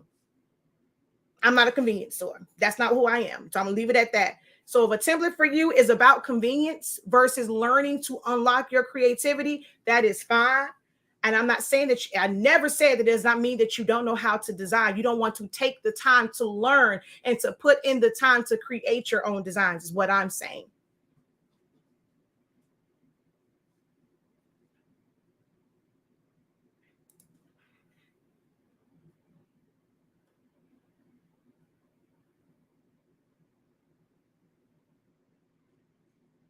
So I'm supposed to put that on every post, but I just want to go and share something. A disclaimer, I don't sell the templates, but I can, then it's like, oh, dang, she want to sell it. And it's always, trust me, I know it's going to always be that way. Somebody's going to have something to say, but I'm also not about to go and have to put on every last one of my posts because I'm posting something. I don't sell templates. I'm not saying that I don't sell templates. I sell templates. But the templates that I sell are meant for you to put your own spin on it. I have templates for a stole. When you want to actually design in a stole and not make a box, a stole is not a box. It irks my nerves. Lord Jesus, it irks my nerves. Where that stole at? It's out there even.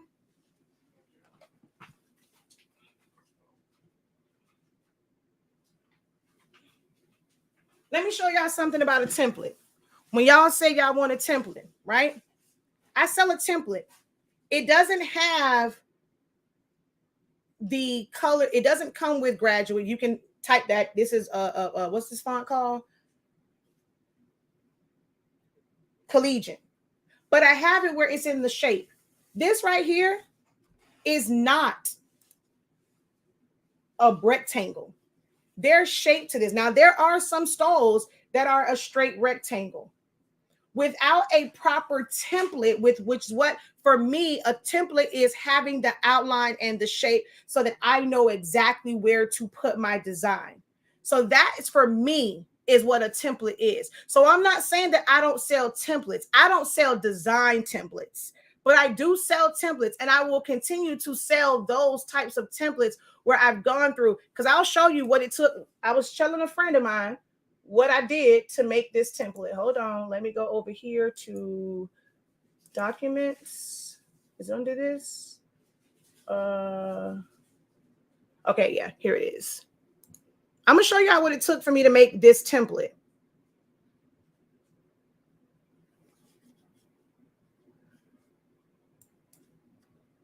I went and I took this stole. I am okay with doing that part of the work where you don't have to, because it may not click for you to do it that way. But I literally just spoke to a friend about how I made this template. The design on it is all my creativity, but the template for this, to where it is the exact size. I went and so now I'm actually about to kind of share, which I probably shouldn't. I went and I put the stole on my scanner bed, and I put tape on it at a certain distance, and I scanned it. I did that once. Then I did the next section and made sure that that piece of tape was a part of the next scan. And then there was a piece of tape up here. Then I did it again, where I scanned it again so I can get this piece, and that piece of tape is there. I then traced each one of those, and using the, well, at first I took my transparency down. Using the tape as my guide, I lined this up to where the tapes were my point of reference, and I lined each one of those tapes up. Once those were lined up, I now know the exact size and shape of this grad stole. I then proceeded to trace it, or really manually trace it, so that when you're getting this, you are getting the exact size of it. You don't have to worry about something being cut off. If you wanted a trim, you can go and press whatever color trim. You don't have to go to the store and buy or go online and pay more and try and keep in stock all these different color trims. Every last stole that you see online is pretty much satin, which means it's going to be sublimation, but they cut and sewed it already like that. So they went, they made that they made a pattern. So I guess that's the difference. I like patterns. I can sell you a pattern. Can't sell you no design template, because this is the work that I put into where I'm like, I'm willing to do this part of the work, and I'm eliminating one step for you, because this took hours to tape it, and knowing exactly what, like I don't say it took hours. It probably took me about an hour or some change, whatever, to go and have to wait for it to scan, open it up. Let me see. Do I have the original? I don't think it's on this computer. I think I did this on my laptop. I think that file might be on my laptop.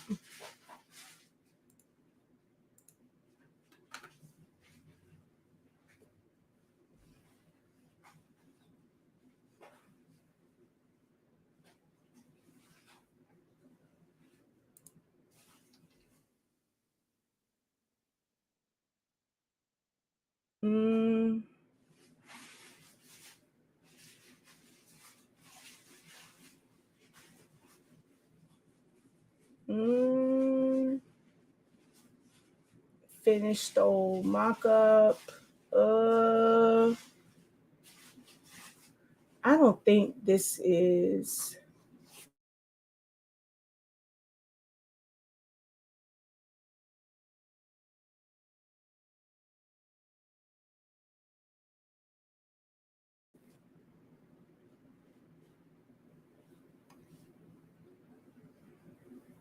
Yeah. Oh no, that's not the one. That's not the one. But yeah, that's how I basically created that. So on my website, I sell plenty of templates. HSINK Digital. I gave you the template for the outline of this one, and I think this one does have the letters on it.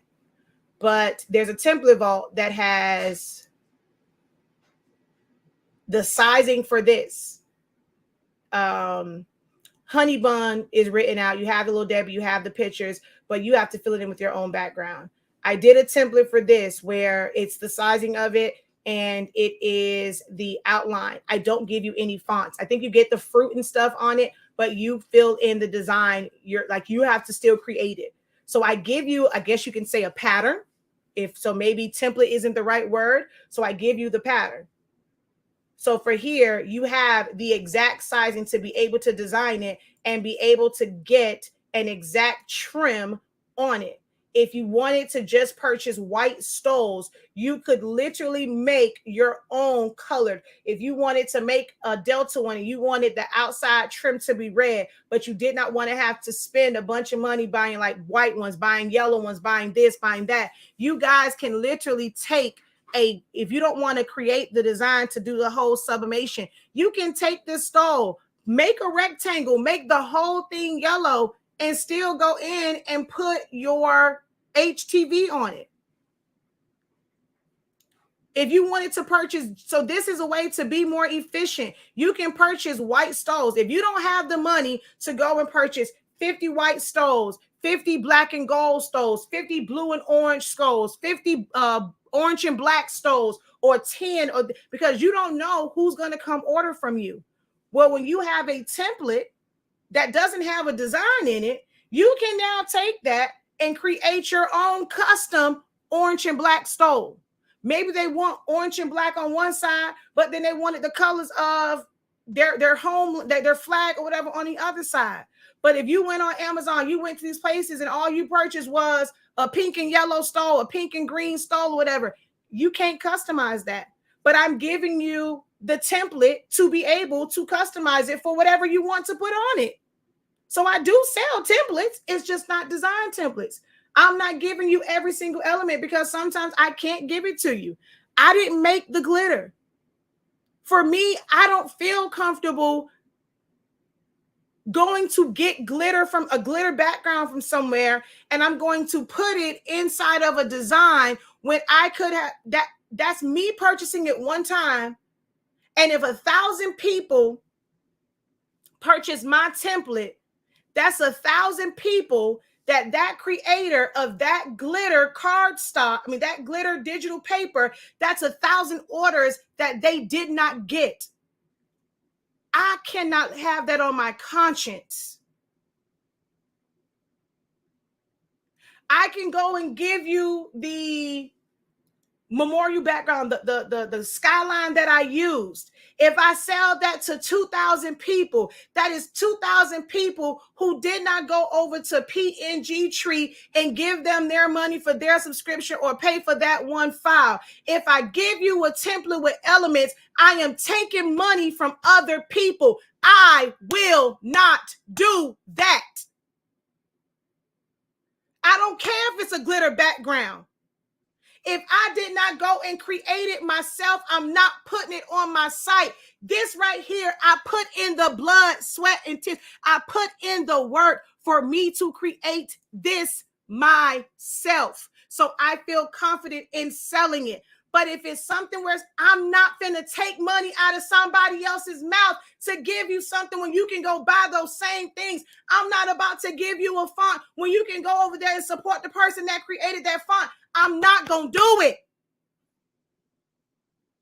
That's the part that y'all don't understand. When y'all get these templates, most of these people aren't creating anything. Half of them didn't even design it. They went and traced somebody else's stuff. But because you saw it on their page, because they're popular, you want to get it from them and you don't want to go to the person that did it because, they're going to put it all together in a little cheap package. You don't want to go pay $5, $6 for each one of those templates because this person over here don't put it all in one and they're going to sell it to you in a class or a bundle or whatever, and you taking money from somebody else. But if somebody did that same thing to you, you will be online talking about them like they were a dog.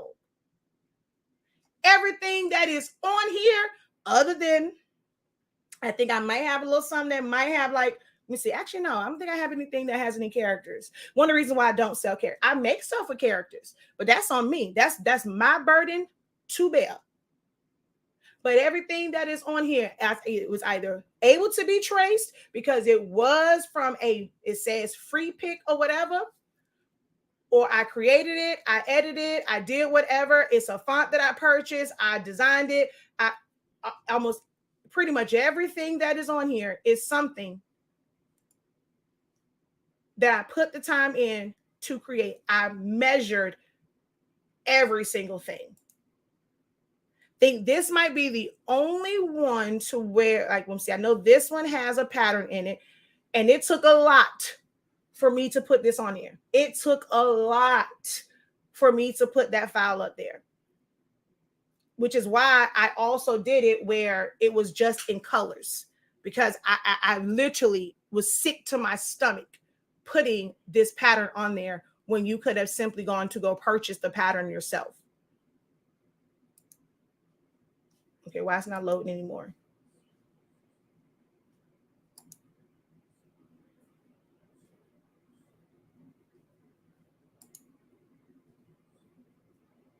Every element here, I created myself. I made the triangles. I spaced them. Now you can take this and you can put whatever you want in here. I've put birthday stuff on there. I've put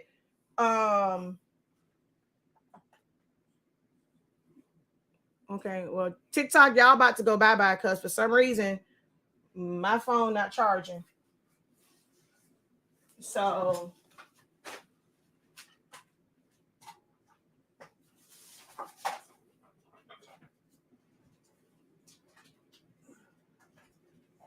okay, there we go. It was unplugged.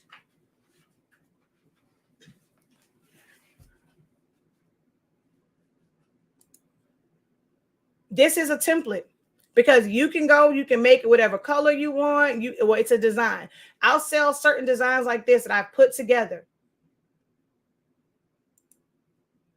My fan templates, I sold those. And is it going to be in like different colors? Am I going to give you the font that I use? I can't do that. You just have to go and get the font or find something that's similar. I encourage you to unlock your creativity. Now, why you don't want to open? I ain't got time for you. You tripping. But I'll go here. I'll go to grad templates.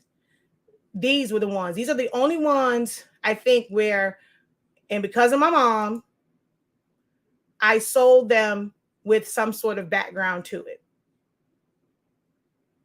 I only wanted to do these. And my mom was like, oh, but it's like, this drove me absolutely crazy. Because it has this like little, it comes with this flare on it. And then this one has like this grunge background to it and the flare.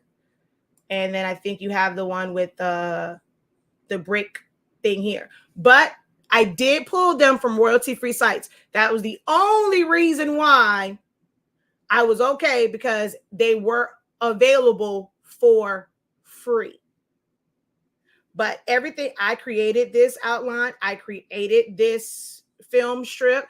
I created my own version of Polaroid. So I was okay with selling this in this arrangement as a template where all you had to do was change the colors and put your pictures in. So I'm not opposed to templates, but it's not design things, like full on designs, and there's elements to it. You're still going to have to fill it in. You're going to have to put your own name in here. I don't provide any type of fonts.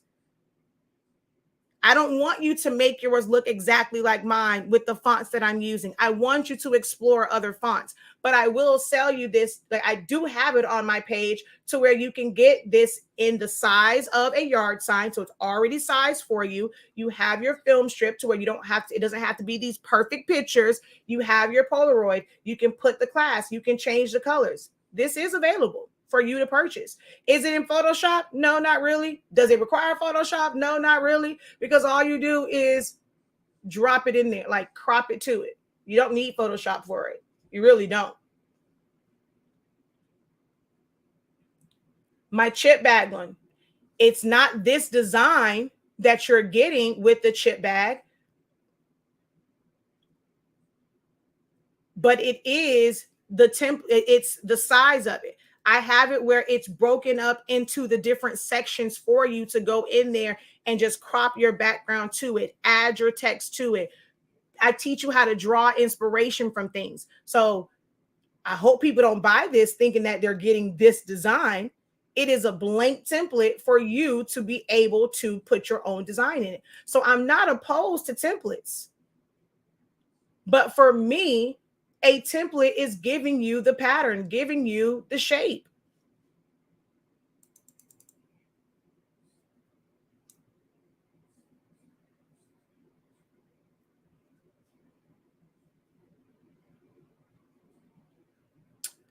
So my mock-up is not like how you would do somebody else's mock-up. I'll show you exactly how the mock-up goes. So I went in and I did create a mock-up for it, but it's not your traditional one. So you're able to do it this way.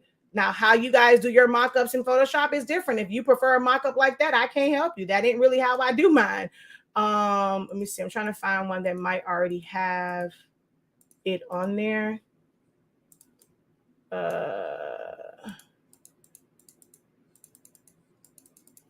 My senior crowns. I have the template or the outline for the crown, but I can't sell it to you with Sky's name on it. That was a creative move to where this crown stood out because it wasn't just the regular peaks of the crown. I went and I made the peaks her name. I just put 2023 on there. So I show her two different versions with the regular peaks and with her name. Of course, she chose the one with her name big and bold. But I have this outline for you. Is it going to be where it has a pink background to it? No.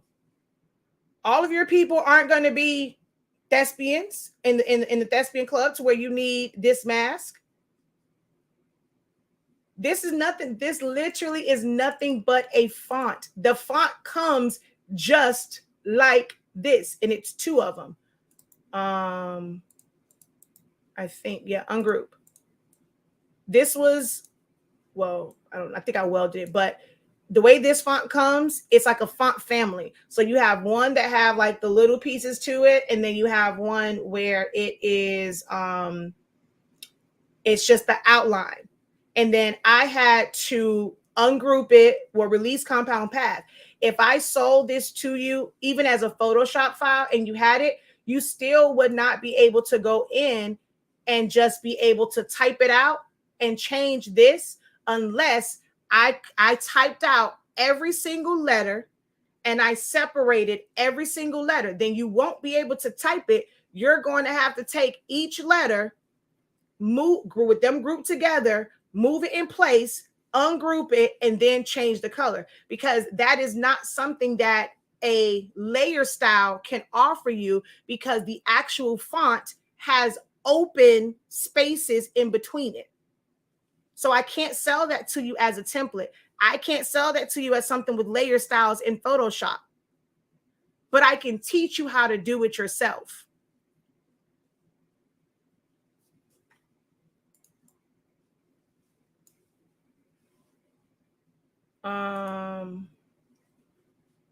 All right, I'm going to go back to her stole.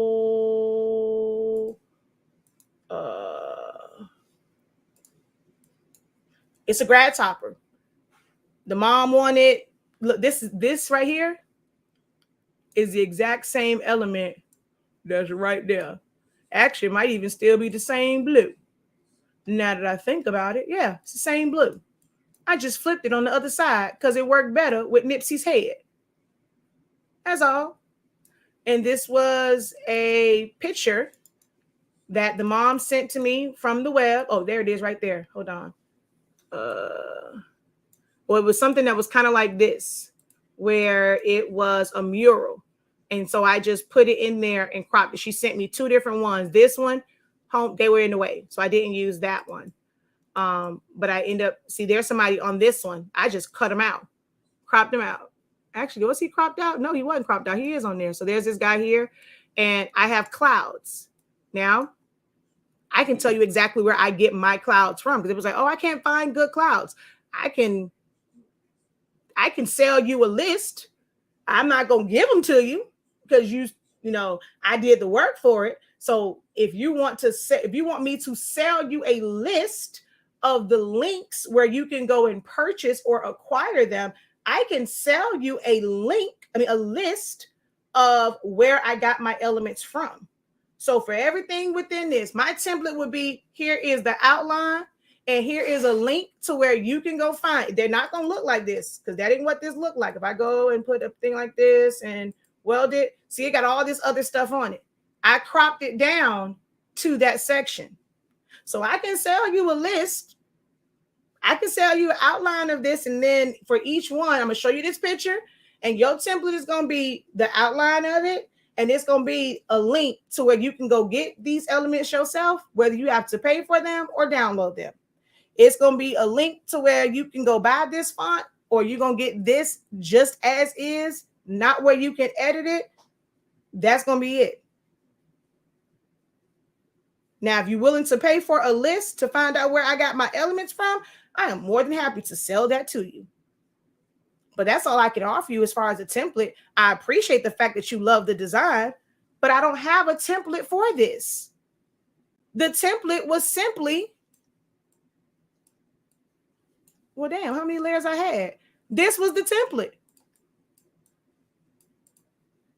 I have this available where it's for a grab topper in my design vault. I can, you can get this shape where this takes away one step for you, but you still have to put all the elements in there. Oh, look, there's another one. Haha. Same exact outline. Although I don't think that was the final one. How did I do oh, it was. Let me see. I went from 2020, 2021, 2022. The image don't lie. 2021, 2020, 2021, and 2022, I use the exact same elements. I promise y'all, you do not have to reinvent the wheel and start from scratch. Until this point, they probably didn't even realize the fact that they all got the same darn thing, just with different colors. This cap right here was the cap that I upgraded to in 2021 because I had a different one. And it's going to be the same one I use in 2023 for whatever I create. This right here was a file that I got. I can't sell you this template with this because I purchased this young lady from someone's Etsy shop. I'm not going to take money from this person's Etsy shop, but I can show you how you can do this because her hair wasn't like this. It damn sure didn't look like this. It was something totally different. I made it look like this.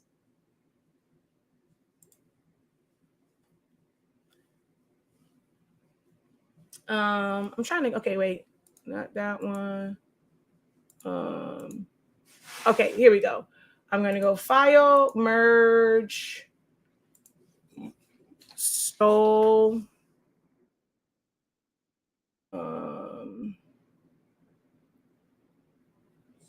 I'm trying to see, does one of these have the mock-up on it already? This one might have it.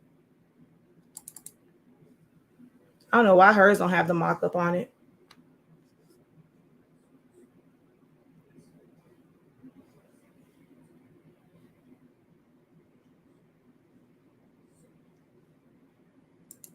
Some of them buy templates from Silhouette Studio and resell it for double. That is why it's important for us to do our own research sometimes.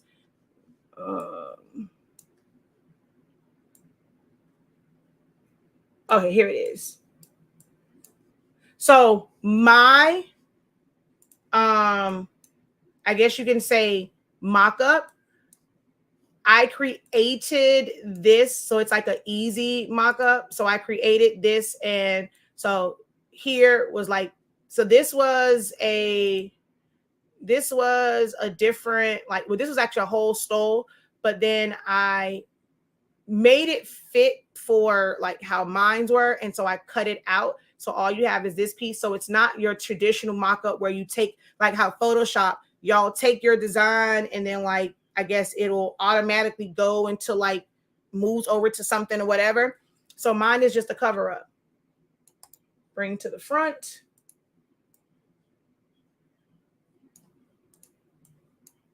So it has the little hanging piece here. Here's your mock-up. Then I go in and go new. I take a snippet.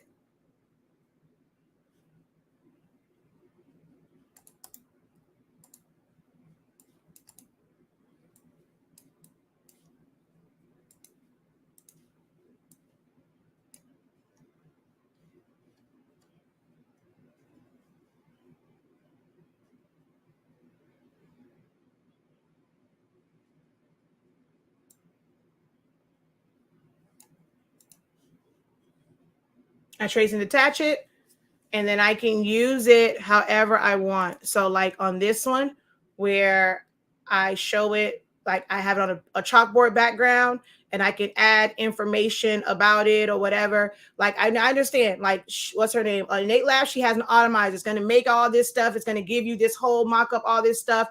And you don't have to worry about, you can, it's going to make it automatic. I can't give you automatic. I do work. And so I understand time is money. Oh, I don't have the time to go and trace and detach and do this. If that's not what you have time to do, I get it. I understand it. I am not knocking you for not having the time, but that is what I do. And I can only teach you off of what I do. So now I have like, this one is like this. This is a mock-up where it is just the JPEG version of it. This is just the JPEG version of this one. So this is how I am able to do my mock-ups. I don't have a way of organizing files. Like I just make sure, like for me, I am I title mines very specific. And I like now, I wasn't always one to like be kind of like organized. So I don't do any major organization because you're going to, you'll be able to use things for different things. Like they're not going to be set for one specific thing.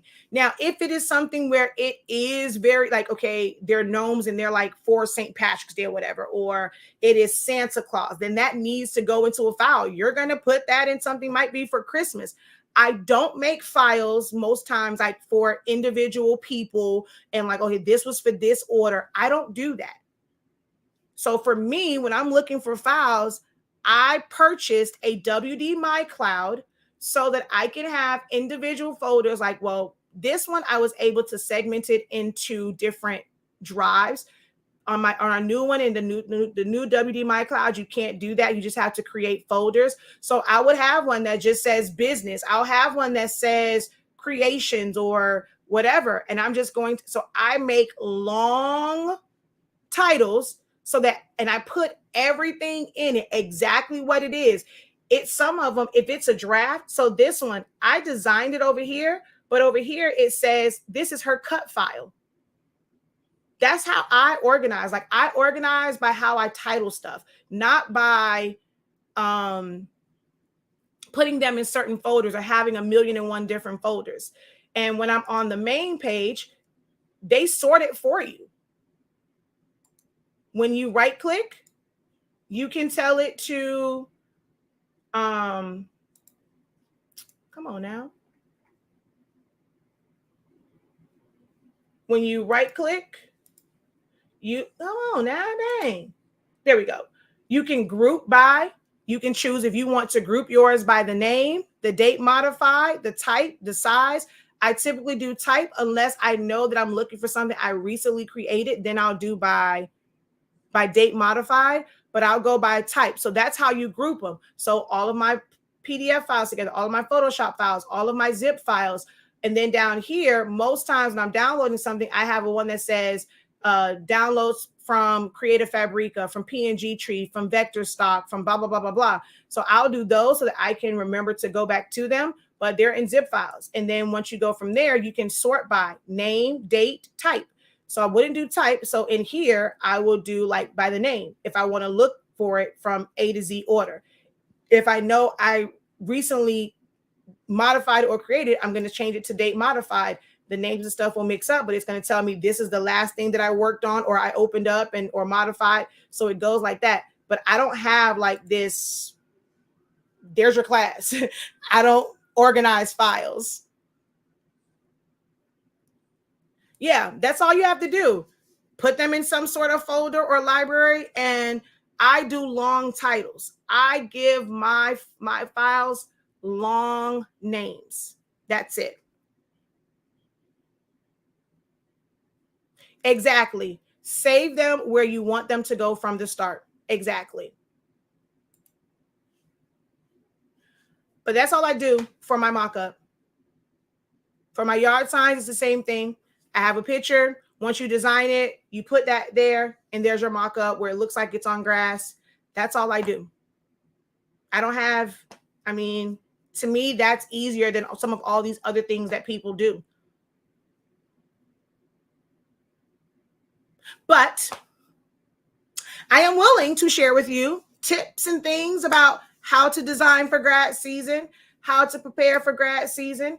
I'm not going to be the one to tell you that you have to do yard sign stoles, tumblers, this whole bundle thing. You're going to see more posts from me this week. I mean, today. I did not do all of these things at once. I had one grad item. I tested the water. Okay, there's money in grad. Like, okay, these people spending money in grad. Then I went to different things. So for her, I think when I really got into doing senior crowns was actually for her daughter. So then we have this. We have here. We have this one. I don't have a template to give for this because I just arranged the flowers. These are all handcrafted flowers. I can't give you the words to this. It's an arrow that you can find anywhere. It's a heart.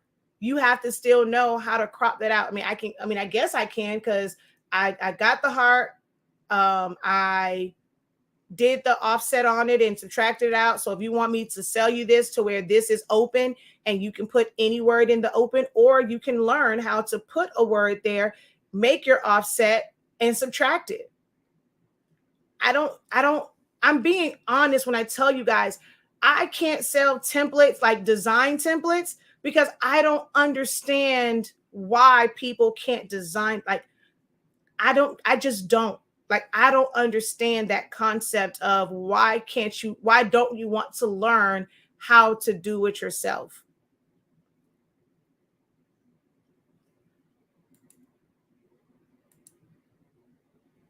This right here was, I got this from PNG Tree. And this right here is the same exact thing that's around the edge, but I just put straight out of 5th grade and put that around it. And her mom gave me those words and the adventure begins. I just chose a font and just typed it out. Like, I can show you how, pretty sure y'all see some of the toppers. What do you notice about mine? I don't have a big old hole around it. Now I can share with you my tips and how to go to put these on here to where it's right up under the button. You don't have a big old hole around it. I can show you how to do that. Does it take work? Yes, but it's a better presentation. But if you want something where it is, I just want to design it and plop it on there, then you're going to have a hole. If you want easy and quick, you may have a big old hole to where it's not going to be underneath. But if you want a clean look, you're going to have to learn to do it the correct way.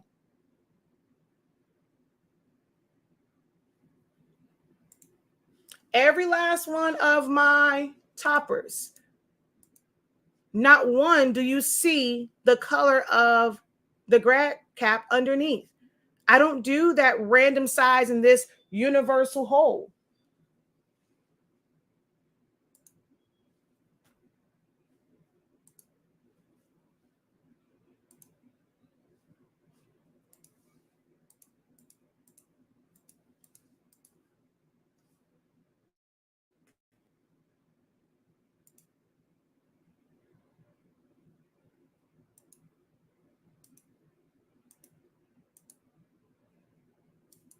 So I don't know. I can't visualize design templates. I'm willing to measure, align properly, and give you the pattern. But I cannot do a lot of design templates because I just can't. But for all of these things, they are on the site. You can go on a lot of them more so in the design vault, the template vault, but all of these are available on the site. The yard sign ones are on the site. The fans are on the site. These right here, where I give you this flag, that right there. I think it might, because I think when I did them, I think I may have gone back in. So the new ones may have all of the dates, the numbers, but you still have to put the offsets. So I'm not going to say that they are set up to where they're already in the offsets and you click on each one and you change the color. You have to type it out. This one, I don't think this one is on the site at all. I don't think I ever put the scroll. This shape with this bar right here is on the site. This circle with the double circles and the you did it, you're going to get this same exact font. And I've been using this since 2018. I still make fonts to this day with that exact same font. And my customers don't complain. It's not, oh, I want a different font. Same exact fonts. Same ones from here.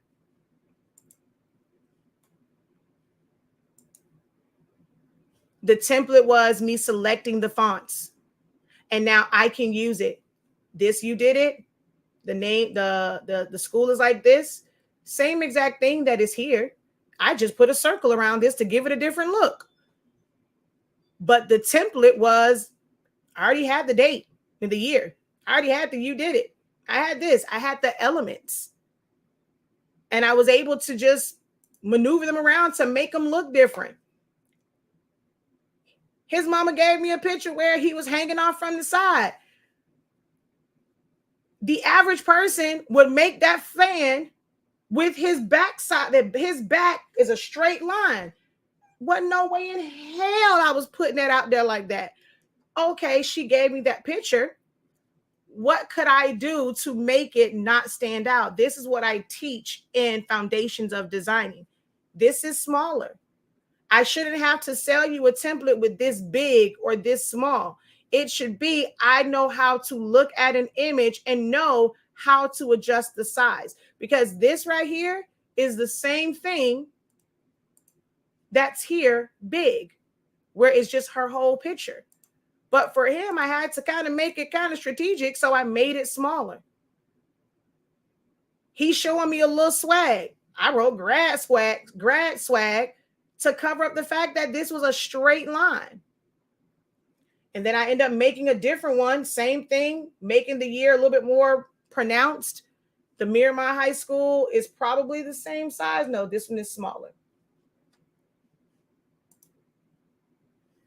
This is, no, it's a different shape. Different shape. And then there's that setup. So I made that one for her. Same exact picture that's here. I ended up taking that same one and made her a fathead one. Same exact font. I just wrote valedictorian.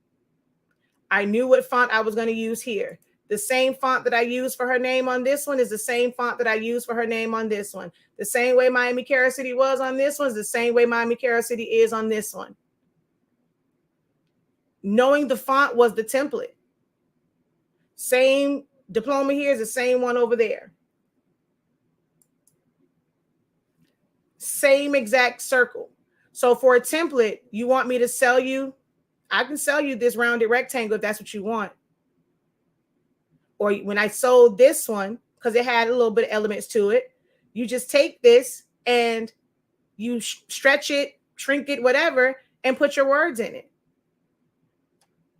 But I'm not going to sell a template for this when it's nothing but the element from this one.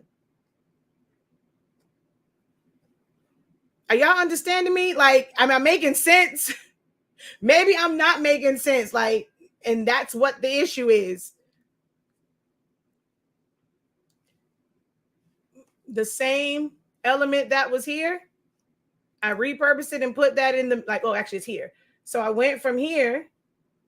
I know how to, this had something on it. I covered that up. I put this and then took this one, put my frame around it, shrunk that down, put it in the middle.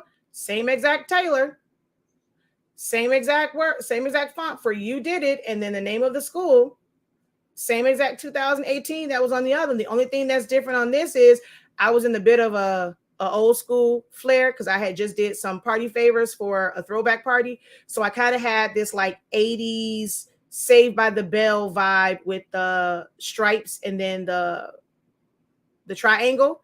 I actually designed this for something else, for the 80s party favors. I ended up not using it totally. So I ended up, I'm like, well, shoot, I didn't want to like waste it. Like I thought it looked good. It just didn't work for that particular party. So I made it the background for this. I repurposed it. So when I'm designing, I never look at designs as if they're a waste if I don't use it. I take joy in just designing. I take joy in putting my hands to the mouse and creating some things. And I'm creating a template that can be used. This was made weeks before for something else and I scrapped it. But then I did put it in a template where I am able to sell it.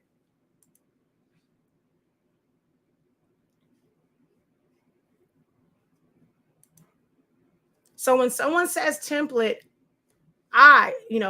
forgive me for not understanding, but I don't understand what is it that you guys are looking for a template when you still have to do so much work.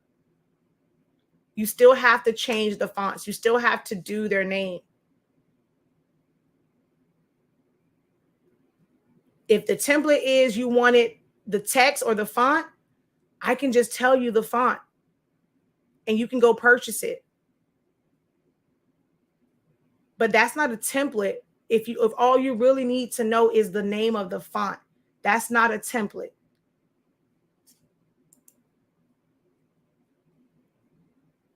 I took that fan, put that ish on the shirt. I ain't finna rethink about how to do this. Took this concept. Well, actually, no, yeah. Took this picture and threw that bad boy on the shirt and kept it moving, shouted. Took her. There's no template for this. That same.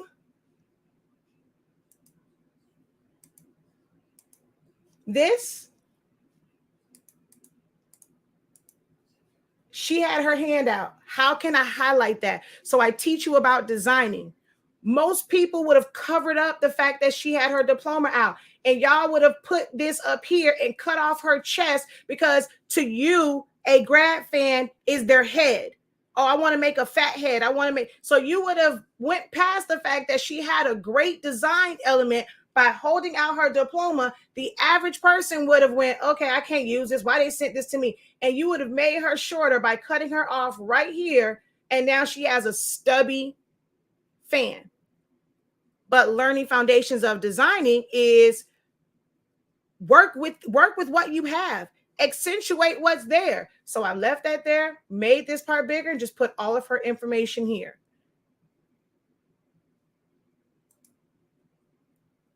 You don't have to have a grad picture. This is a regular picture her mama had. It was her favorite colors. It didn't have to be in the school colors. She wanted something, baby graduating from elementary school, middle school ready. Same thing that I did for that senior. I put a glitter background behind it. I sampled these colors to match the outside, put her name on it. Same exact font I used for Rakia, I used for hers, and kept it moving. This one, hell, I went overboard and I combined everything. I put the little piece there. I put this up. Dang, golly. But it was because this image was long, like, to be honest. So they submitted this. Her hand, I think, was on top of like a 2023, but it was like weird and like how I would have had to add it. So I didn't go and say I can't use this. I just adjusted my design. And instead of putting her name, like a word that's longer, congrats. I made The schoolwork, I can still read it if it's small. Class, and I just put the outline around it. But this is a customized arrangement. I can't just, I mean, I guess I could sell you the congrats class of you put whatever year and graduate. Now, your outline isn't going to be the same because you still have to do the offset, because the way a 9 is going to look different from a 5. It's going to look different from a 2. It's going to be a different offset outline. If you have a 4 there, if you have a 3 there, that's going to look different. Now, I can go and sell you this template with this arrangement with the cap on it that I I had a base one, but I end up modifying this. I can have the word congrats. I can have this small here and put graduate class of, and then you just put this is something that is made for a longer image. It's short, but it's longer.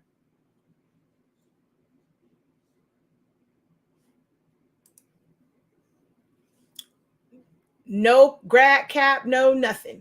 His arm was cut off on, no, was, yeah, I think was his arm. Yeah. So that's why on this one, he's flipped.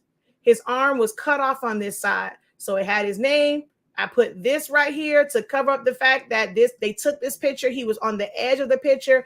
And when you remove the background, his arm was cut off. So on this one, because BCU went down like this, his arm would have been exposed. So you can see his hand on this side, same exact picture. Hand is on this side. So I flipped him so that the cutoff part was hidden behind this BCU with the offset on it.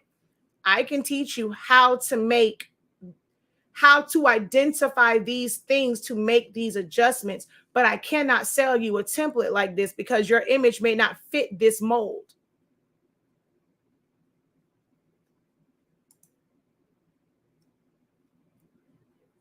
I got a little fancy with this one. I just changed the font that I use for graduate. That's how I made this one different. I changed the font that I use instead of using, he wasn't an athlete. A lot of the other ones, I knew they were athletes. I used a collegiate font. This one, he was a little bit different, wasn't an athlete. So I think this was probably the first ones when I actually changed out my year to match the aesthetics and to match like who the graduate was, because this wasn't an athlete.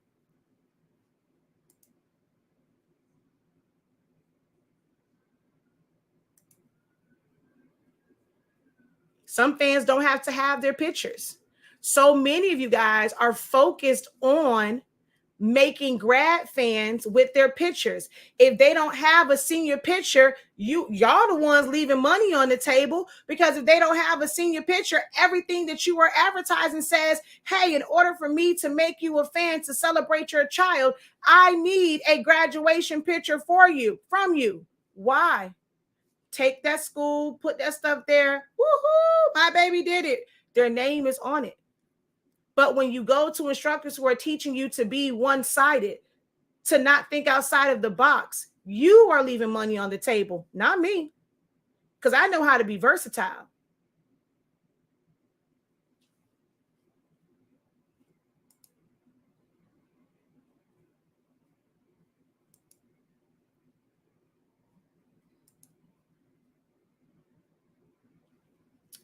Then look, that was 2000. Look. Y'all think I'd be playing? 2019, when I added this graduate, like I changed it up. 2020, she was a cheerleader. I left it at the collegiate one. But what I do down here, I added that graduate down there. This was from my yard sign. I took that and put this at the bottom for my yard sign.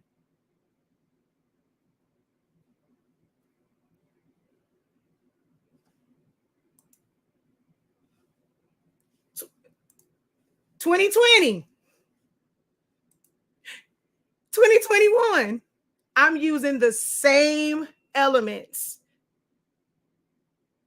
Why would you want to buy a template every year just because it has a different year on it for the same exact elements? I've been using this same little border, this little same thing right here since 2018. 2019, 2021, 2 years later, we use the graduate. Okay, I switched this one up a little bit because this was a different picture, whatever. So I put it small here, put the grad cap on here. Oh, please stop doing that. Oh, look. If them babies' pictures don't come with a cap on it, don't put no cap on them cheering head. That ish look crazy. For you to have this solid color cap, or even if you get like a full JPEG picture, it don't match their forehead. Y'all got it in the wrong position. It's sitting up high. Please stop trying to put a grad cap there. I don't know why y'all think that you have to have a grad cap for it to represent graduation.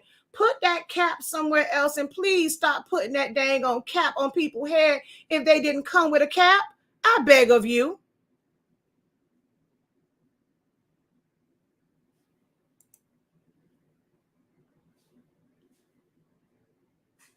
It works with the cap. It worked without a cap. Look, both of them pretty. Hers can't. She wore a cap. She didn't have a cap. Both of them still nice fans.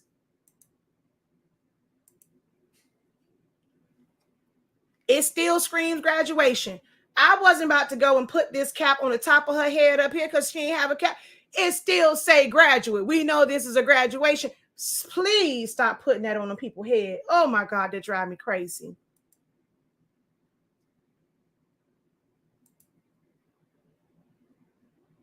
(2021) went back to the graduate. Same old frame right here.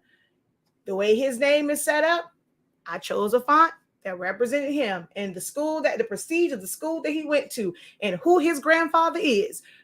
I made it to where it was dignified. Just change up the font. That's it. That's it. And we're back at square one. Yeah. I'm not trying to be mean. I'm not trying to gatekeep. I don't have a template to give for certain things, but I can teach you how to do it.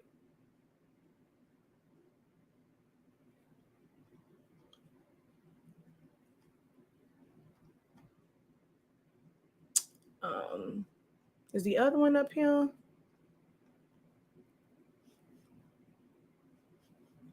But yeah, I'm done. But I am willing to help you guys maximize your profit for graduation. There are some things that you can do. You can start off and you can be strong in one area, one or two areas. I think some of you see these templates and you have all this stuff, and what you don't realize is how much work it's really going to take for you as one person to fulfill an order of stoles, tumblers, fans, shirts, buttons, mugs, skirts. I don't really think you guys are really understanding. You are seeing people post it and say, it's the biggest season ever. You can make money from it.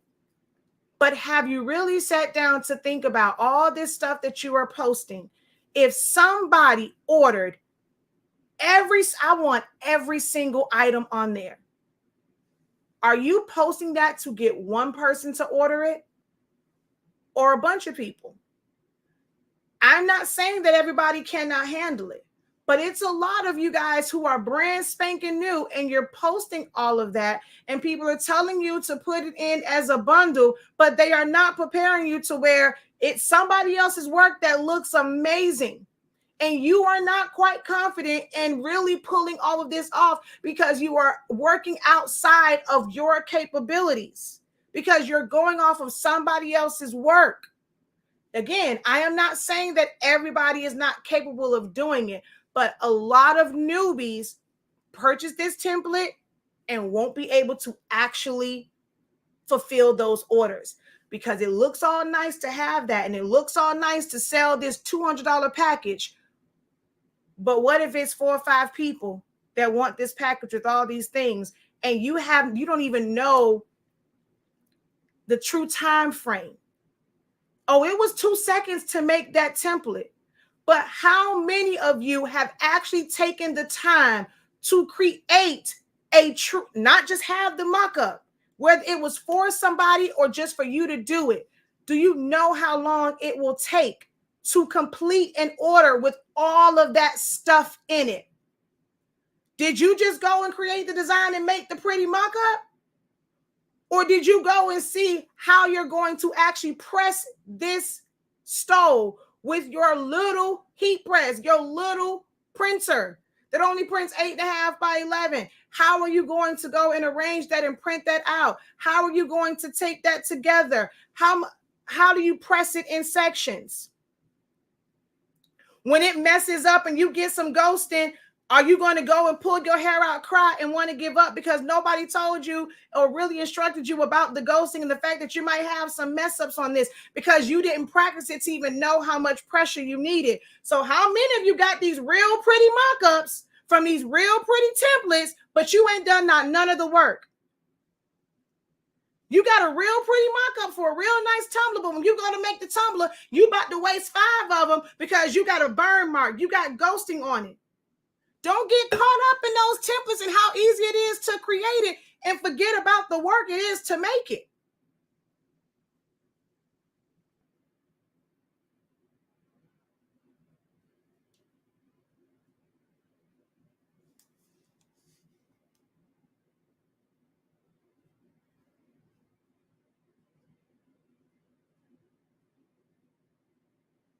Makes sense to me to make all the elements to test them out. Exactly. Because if you don't realize that for that order, it might take you 3-4 hours, and then you go and you taking off, then you're going to be stressed out, burnt out, can't get no sleep, going to be messing up stuff because you're tired. It ain't that easy. Like, those are not items where it takes the same thought process to produce each of those items. Even if it's the same design, how you have to approach wrapping a tumbler is different from taping together a stole or pressing a stole. How you press a stole, yes, it's sublimation, but it's different than how you press a shirt. How you do that shirt is different than you mess around with adhesive vinyl to make a yard sign. How you make that yard sign is different from how you make that fan. How you make that fan is different from how you make that button. It's a lot of steps to each one of these things. And you're posting it as one item. But what happens when that one person will shoot? Yeah, I'm showing one button, but we having a party. I just got 60 buttons. I talked them down for that. Girl, we are not about to make 60 buttons. You have lost your look. All the people don't want no buttons. Let's go ahead and spread this out. Anybody got time for that? But when they want 60 buttons plus a start. Okay, so there are certain, you know what? I'm not gonna, that was in my class about there are certain things that are just for the graduate that you are going to have one of, but you're also advertising. Next, I'm going to give y'all a free lesson. The problem with some of y'all is, the problem with some of y'all advertising is you are advertising things that are for the graduate, but then also the family shirts or things that's going to be for the family, and they're going to want those. See, you advertising and you thinking about one button. You might have one stove. You might have one tumbler. If only one person wants in their yard, you might have one yard sign. You might have one grad topper. But when you talk, you might have the one shirt for the graduate that says graduate. But then when you go and it's like, okay, well, we all want to celebrate. Well, I want my shirt to say mom. I want my shirt to say auntie. I want my shirt to say this. I want my shirt to say that. And then they're all different sizes. And y'all are under this notion that you have to make everything a different size for every single shirt versus trying to figure out what the perfect size is so that all of them are pressed and you can just press them onto a shirt. You don't have to worry about it. You just have to worry about like the name and stuff on it. Oh, but see, y'all don't want to learn about how to be efficient. Y'all want to do it quick when it comes to a tumbler, but there's a lot more ways that you can be efficient in how you do business. But see, you don't want that. You just want to know to do the template, and I want that to be quick, yet they're not teaching you how to actually utilize that and make it efficient for you. It ain't easy. You should be advertising the stuff that's for the grad, that's going to be a one-off. And if you're going to get a bunch of orders of those, one of each thing, it might be a little bit easier for you. Because once you get all those orders, you can do all of your stoles at one time. You can wrap all of your tumblers at one time. You can go and print out your buttons, cut them up, like take the circles and cut them all out and be able to just produce them. But when you go and you have not just these one-offs, so now you got to keep it together because it was just this for that person. But then the ones for their family, you got to make 60 buttons. You got to make a bunch of dang on shirts, They want a bunch of ribbons. You got to make multiple fans. We're advertising as one fan, but you saw from Henry's on, you got people that want 10, 7, 8, 12 fans. But you weren't thinking about that. You ain't thinking about the fact that, yeah, this stuff is some easy, simple press stuff. But when it comes to your fans, you are hand making that stuff. You got to go and either you're going to hand cut it, which is going to take you a long time, or you still have to print it out, put it on your mat, set up your print and cut, let it cut out. Are you working with one machine, two machines? Are you working with 3 or 4 mats, or are you making with one mat? That way you can put the next design on there. When it finished on your one machine, you take that out, you put the next one in, you demat that one, and you're creating a system. Who are you learning from? Are they teaching you a system? Do you want to sit through a lesson where you're learning and taking notes on a system? Or for you, you feel like an effective class is when you can go and you can click on something, you can design something, you can create something. Y'all don't, someone just, oh, that's all it was. She sat there and talked to us. But I'm showing you about systems, how to be efficient in your business. Because until you do it, you don't know what it really takes to do all this.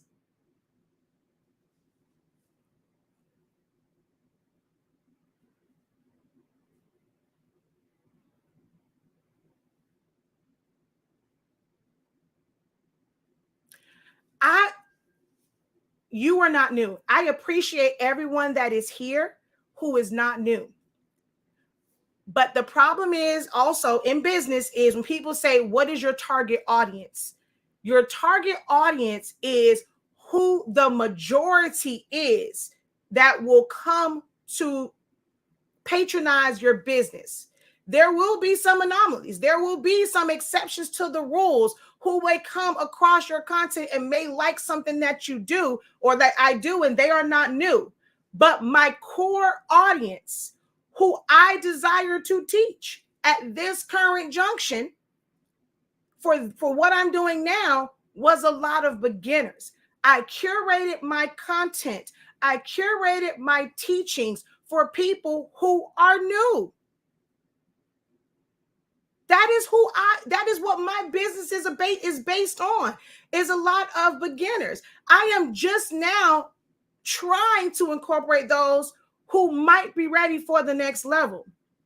See, unlike some people where they don't really analyze what their business and how they're doing stuff, I do. I jumped out there and said, okay, I'm going to have a bachelor's, a master's, a doctorate program. Because people just love who I am and how I teach, they jumped into my doctorate program.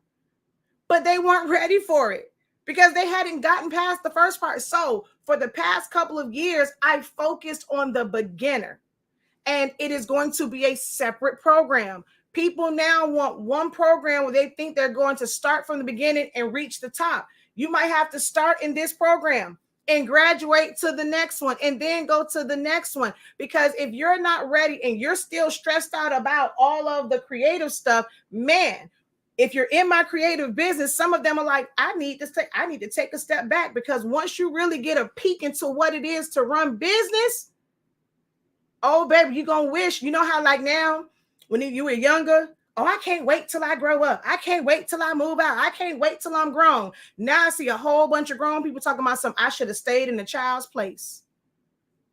The same thing applies in business. The same thing applies in being creative and being a crafter, or creating products and producing products. So I understand that everybody is not new, but my core audience, my target audience, are those who are new.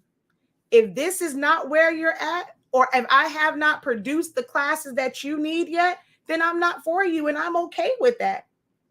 But knowing who your audience is, and if I have a few sprinkled here and there, I can't go and change what I'm doing just to satisfy you. It's okay. And I appreciate people coming over here if you know certain things. You might still learn a little something over here. But I know that is the true part about my husband gets on me about pricing or this and the third, or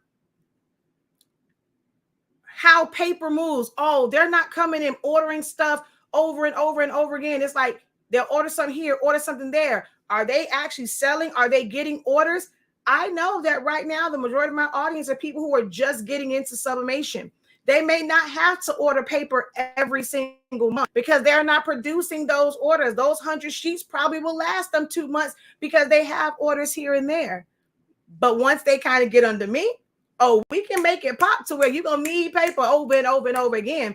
And you're not going to think twice about it because you're making the money to take care of that business expense.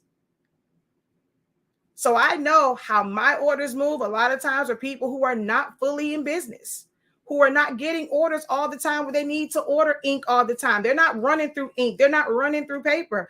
But that is me knowing who my core audience is. The reason why y'all have issues with pricing, you're upset with your pricing, you're this, that, and the third, is because you are not being honest with yourself about who your core audience is.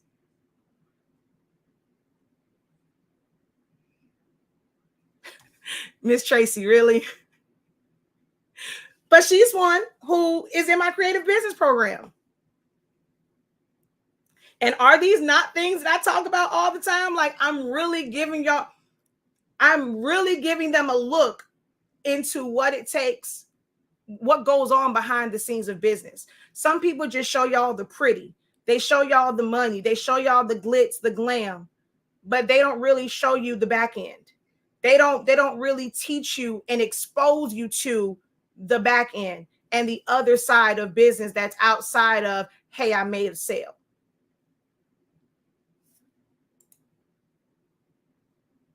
That's a big gem.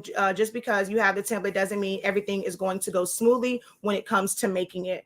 I apply what I learn and take notes. I take nothing you say personally. Well, I mean, but some people do. Here to learn. It's not easy doing what you do. Stay encouraged. I definitely will. Thank you. Did that one. Are the mockups outsourced? Not always. So some people do create their own mockups. Some people do go and get like let's say like some people call them mockups when it's like a shirt and like some shoes next to it, and then they'll put their picture on it. I see some people where they'll just get pictures of people and like that's just a mock-up to where it looks like someone is wearing it. That's a mock-up. Then you can have a mock-up where, like I did with that one, it's just showing it inside of the shape. So there's different levels and different versions of what a mock-up could be. A mock-up could simply be just like showing what the words are going to look like. That's considered a mock-up. Like you're showing them an example of it. I learn each time I watch your videos, but the yelling is triggering. I mean, I have anxiety. Then again, I get it. I'm not for everybody. I can't change that. I talk loud. I'm guilty of not asking a question because I anticipated a harsh response, but I watch quietly and learn every time. And I respect that. I respect your honesty. I know I'm not going to be everybody's cup of tea. It's not a harsh response. It is a real response. I don't sugarcoat anything because this is the reality of business. And it's not to be harsh. It is really helping you identify things that you weren't thinking about. Like sometimes when I'm saying stuff, people go like, dang, I did not think about that. And I'm sorry, I don't know how to deliver any other way. This is my personality. It's the Gemini in me. It's the confused person in me. So if you don't know, my dad has an older child. So on my dad's side, I'm the baby of the family. On my mom's side, I'm the oldest of the family. So I feel like I suffer from baby syndrome, middle child syndrome, and oldest, because like now that my brother and my sister are adults as well, sometimes I feel like I'm in the middle of like dealing with like the older brother, the younger sister. So I grew up as, and then I have only child because I didn't meet my brother until years later. Me and my sister are 12 years apart. So I literally deal with all four dynamics: only child, baby, middle child, and oldest. So yeah, that probably explains a lot of my personality for a lot of people. It's like all of those require you to seek out like the attention part. I was never that shy, reserved. So it's like as the oldest, you know, I became the bossy one. You know, as an only child, I'm the spoiled one. As the oldest, I'm the bossy one.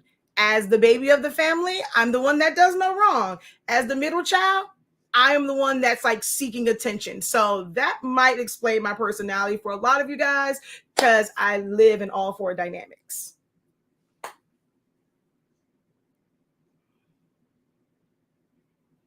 I need a podcast about business. So my issue with podcasts is once I get going or someone says something to get me going, I can kind of like just go. But if I don't have like somebody else there to kind of like, because sometimes y'all get real quiet and y'all don't say anything. I'm not this way all the time. Like y'all see, sometimes I do live videos and I'm like struggling, like for y'all, like y'all ask the question. Like I don't just talk. It may seem like I do because I've been talking for 3 hours. It may seem like I do, but normally it's because of a certain topic that comes up. But if no one kind of gives me that prompt, I was on the debate team. And when you're on the debate team, you have a prompt. So if you give me a prompt, oh, baby, I'm going to go in. But I kind of have to have the prompt.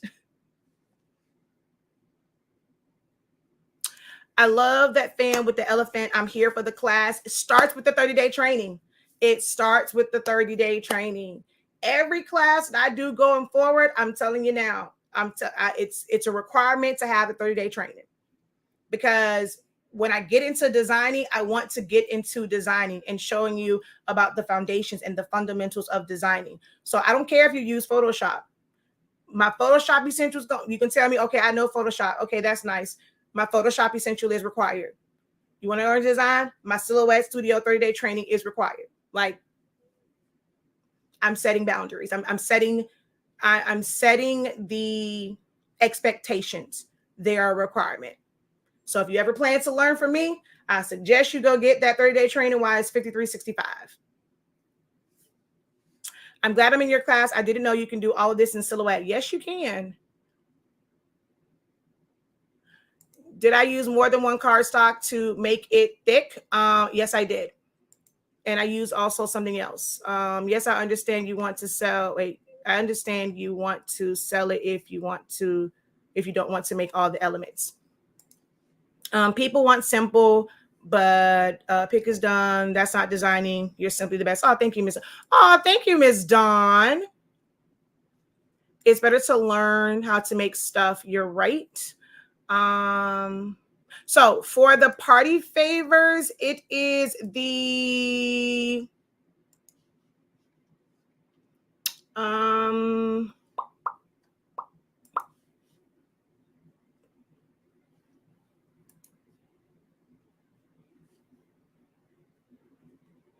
it's this one. This is where you will learn how to make party favors and design them. Which I need to change the price on that. I suggest you go do it because I didn't realize that was the wrong price. I never changed that price back. That's why I don't like to do sales because I'd rather do a discount code because then I forget to go back and change my prices. Shakia, do you currently have access to your MyCloud? I have been able to get access since last weekend. It's stating they're currently having service interruptions. Well, I have the regular WD MyCloud and then I have the MyCloud Home. I don't really use the MyCloud Home. We just got that one. Most of my stuff is on my old school WD MyCloud. So I'm not sure. I don't know if I'm logged into my WD My Discovery. Let's see. Not WD Discovery.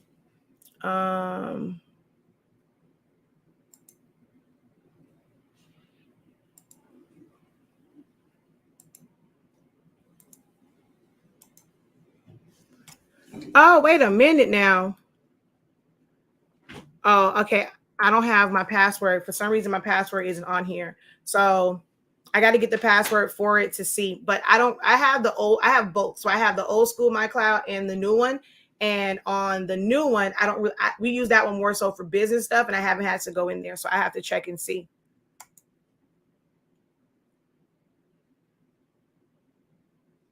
I still think a disclaimer of some sort will be helpful. Many feel the same as you do morally, but don't get it because they're not designers yet.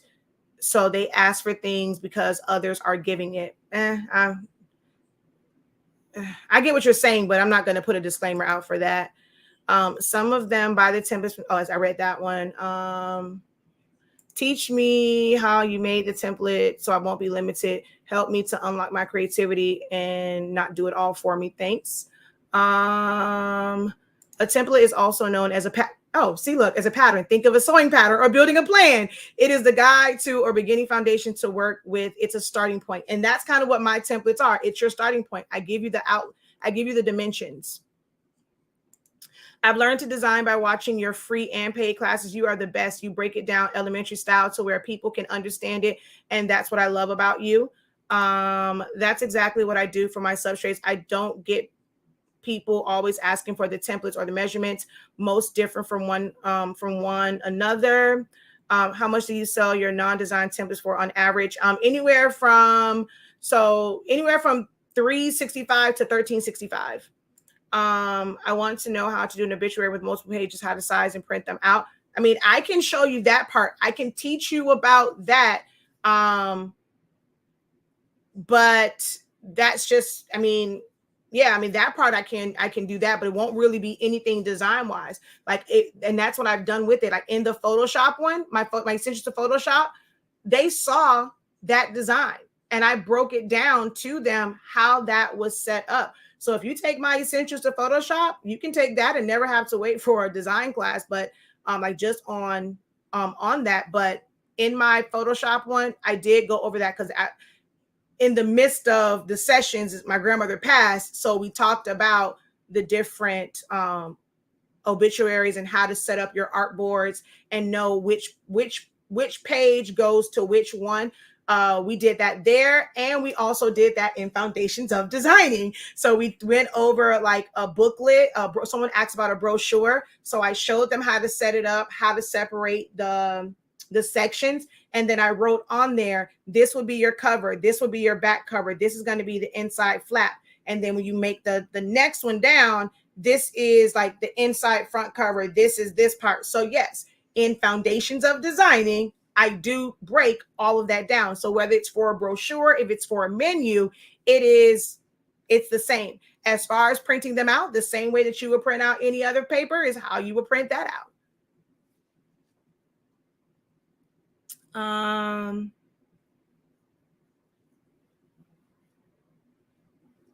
Would I have a standalone obituary class?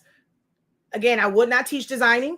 I would have one that would talk about the business of it and like key things that needs to be in it, but it would not be anything about designing.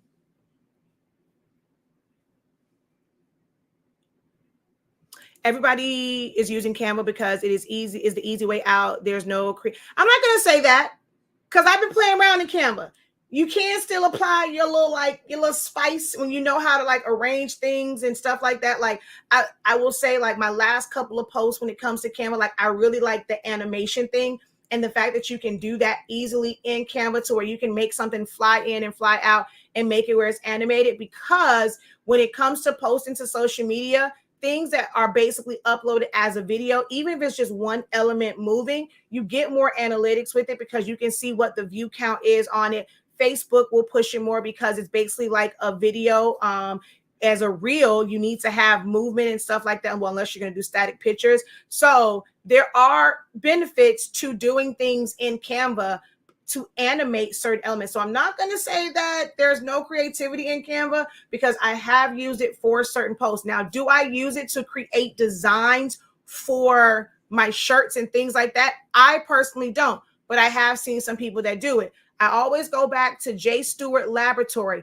Homegirl freaked the hell out of that all over shirt in Canva. I was like, okay, I might need to look at Canva in a new light. So I will not go that far to say that people don't have any creativity, but it does just give you a lot of pre-made elements, but there are also a lot of limitations to it because there's so many people that don't understand how to properly use Canva when they're designing certain things, and they're thinking like, I want to do a Canva class because every time I see someone say, oh, I designed this in Canva, but when I go to print it out, it's the wrong size. And I just want to scream to the mountaintop so bad. It's because you set it up wrong. Because I'm like, so I see those posts. I went into Canva and I'm like, okay, well, let me create a design and see if I bring it into Silhouette, if it's the wrong size. So for me, knowing how designing works and how a design page works, I went in there and I did it how,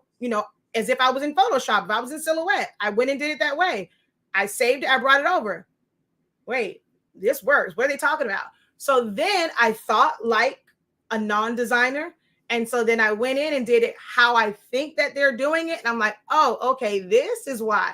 When I try to explain it, it goes over people's head. So then I'm like, okay, you can join the class, or even if I've done a free YouTube video on it, then they don't want to, oh, I'm not available. Oh my God, it's an hour. But I'm trying to explain to you the foundations of designing. This is why it does not do this. I don't know how to teach and not teach the why. If you're coming over here and you just want somebody that's going to teach you the how in like 2 seconds, I don't know how to do that. I spent 3 hours talking about why I don't sell templates. So that should let you know I am very long-winded. I don't know how to do simple. See, that's y'all. No, that's what y'all not going to do. Come and get our professor up. Get our professor up is upset about how she teaches. She teaches the way she does. It's her style and it's not for everyone. If this is you, move on. That's it. That's all. Thank you, Kathy.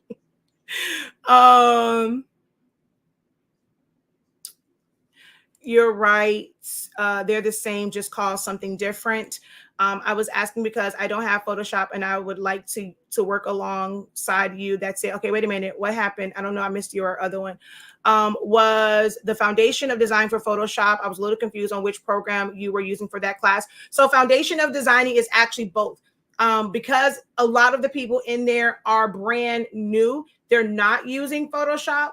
There have been times where I have referenced Photoshop and how you would do it over there. But Silhouette Studio really is my foundational teaching platform. I don't want to feel like I have to go to different programs to teach you the exact same thing, because the truth of the matter is, as far as how you put together a design and how you create those shapes, it is the same. Certain tools are different. For some, it might be a little bit easier to do, but when you're trying to learn how to fill in negative space, oh wait, y'all talking to that. When you're trying to figure out how to fill in negative space, how to size it. One of the questions I get all the time, if I'm putting names on the back of a shirt, how do I know what size to make it? Is it by the length? Is it by the height? Do I make all in the same height? Do I make all in the same width? It doesn't matter if you're creating those names in Photoshop, if you're creating them in Silhouette Studio, if you're creating them in Cricut Design Space, Microsoft Word. There's certain things that you need to know about the fonts that you're using. So I take them through. If I were to use this font, it's going to be squished together. So in order for me to fill it out, I'm going to spread it, but then I might be taking up too much space here. So if I want it to fit within a certain area, I have to then find a font that's going to match that or be okay with the way the size is. So for me, I teach from all programs. It's not always kind of a follow along type thing, because I'm not teaching like click here to do this. I'm teaching you about fundamentals of designing and things that you should know of when you are approaching any design, if that makes sense.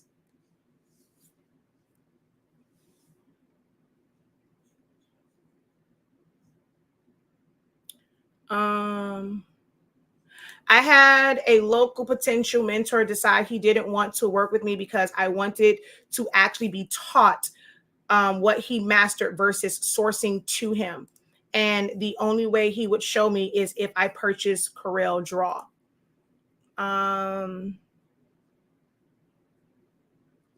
Always learning. I'm a lifetime learner. Keep doing you. That's not my business model, period. Thank you guys. I'm going back because I didn't read all these words. If I close out, I'll lose all of these. I have to go back to each platform to see all these comments. So I hope y'all don't mind. I'm just going through comments. Church Girl did the same thing, made money on the same design, which was just words and a simple font. Exactly. I learned a lot from watching you. I really appreciate you. Thank you very much. Thank you guys. Maybe what they want is a box where the person is with the word graduate, a box with the name word, a box where your mascot logo will go and say mascot. Maybe they want you to give them the template confidence. They want you to give them the template confidence too. I don't know how to do that. I love and appreciate your desire to educate and not pacify your students. And that's coming from Ebony. Get off of here, girl, because you'll have me over here crying. Y'all, that was my cheer commissioner. And okay, wait, I don't know if she's still on here because it's been 3 hours and 15 minutes. But I don't know if she knows how much it meant for me, for her to come into like my design, because it's like she was hired, like she was my cheer commissioner. So it was like having to answer to her, and like, you know, it's her guidance and stuff like that. In the cheer world, like on the parks, like from park to park, like she was my cheer commissioner. So it was kind of like I'm really not used to, I'm used to just kind of selling to my like friends, family, people that I know, stuff like that. I'm not used to them being in my program. So when she said she wanted to design, I'm like, oh my God, like I got to teach the cheer commissioner now.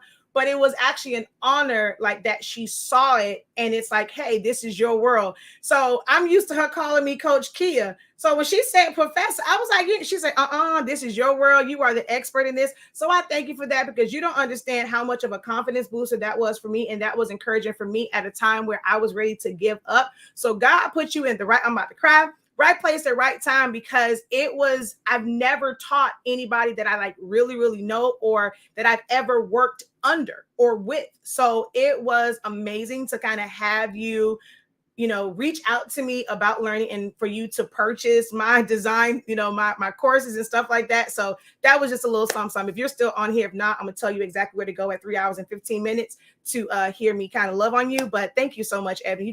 You have no idea. When you reached out to join my program, I was like, I felt like I had arrived, child. If you're getting elements from Creative Fabrica, you can sell them. I don't agree with that. I think that it gives you the commercial licensing to, it's all in like how you interpret it. They're saying that, hey, you can make designs with this. And I mean, I was like, more so like selling the physical product. I just don't feel comfortable with it. Whether the fine print of that, somebody took the time to create that. I'm not going to go and just sell that as a template for someone. Like it's already cut out where you can go and like get your like if it's a DTF print, something like that, where it's the finished product, I can see doing that. But for me to sell a file with any of those elements, especially like alone, or I'd rather you just go and support that person. This is what we're working from. If you want to learn how to crop this down, this is the file that you're going to go get it from. When I did my one for text designs, and I put on there, I tried to make it where you didn't have to pay for anything. So I said, hey, these are the free files from Creative Fabrica. You need to go and download. They're the free files. I technically could have just download them, but I said, this is the links, and this is where you go to get these elements.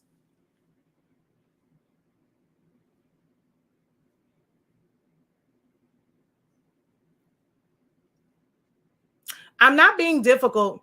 I'm really not. Like I'm not selling with somebody else's fonts, photos, whatever. Like if you see the picture and it's there, if you know how to design, you still have to put it in there. Why did it have to be a template? Why can't it be that you see a picture of it and you now know, okay, this goes here. I'm going to type it here. You don't have to have a physical template that allows you to go in and just type over it.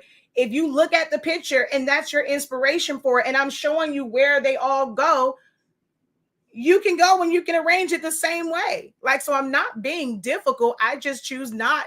I just don't see it that way. That's how, but works for me. When I did pictures, I created a template for each size, then reuse that template and add my graphics according to my customer's information about the deceased. Exactly. I've used templates in a pinch because I don't have time to design what's trending. Knowing I could design it better. I work full time, run a business. I'm active in church. I get it, but I still learn. So just because it's trending doesn't mean, like, I'm a firm believer in just because it's trending doesn't mean that you have to do it. Right now, graduation is trending, but does that mean that you have to go get the template that somebody else is using because it's trending? Their design isn't trending. Graduation is trending. So if you just have something that you did last year, You can be going and you can making it and you don't have to restart it because you made it last year. What's trending is just the season, and you're putting out whatever products that you have for this particular season.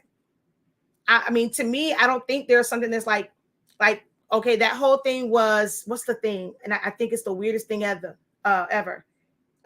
If we locked in, ain't no switching up, whatever. I think it's like a sound on there. And I see this design and I'm like, it's just somebody's hand. It's like this. And who really rocking that? Like in my mind. So I think trends are subjective to certain people.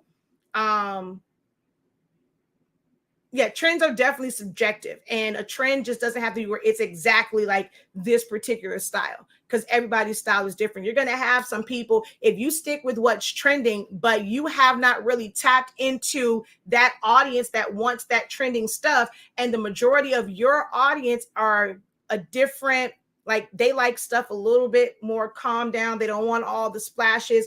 Like for me, I don't like pictures. So if everybody around me was only doing memorial shirts with pictures, I would never shop with you. If that's all I see from you are memorial designs with pictures on it, with wings, with pearly gates, some of them folk going to hell. I don't care what y'all say. They're going to hell. I don't want to go and have this false sense that they're going to heaven, and I know that that may not be their fate. I'm not going to shop with you because that's all you're showing me. I am one where I will go and wear, put their name on it the day that they passed, might have a little scripture on it or something, and I'm good with that. So it's not that I don't want to support you. People always say, oh, they had a memorial shirt, whatever. They went to somebody else. They don't know I make them, but all you show me is pearly gates and wings and doves. I don't rock that. So no, I'm never coming to you because that's all that you show me. So following the trends can make it where you leaving money on the table because you don't know how to be versatile, because you only know how to work off the template somebody gave you.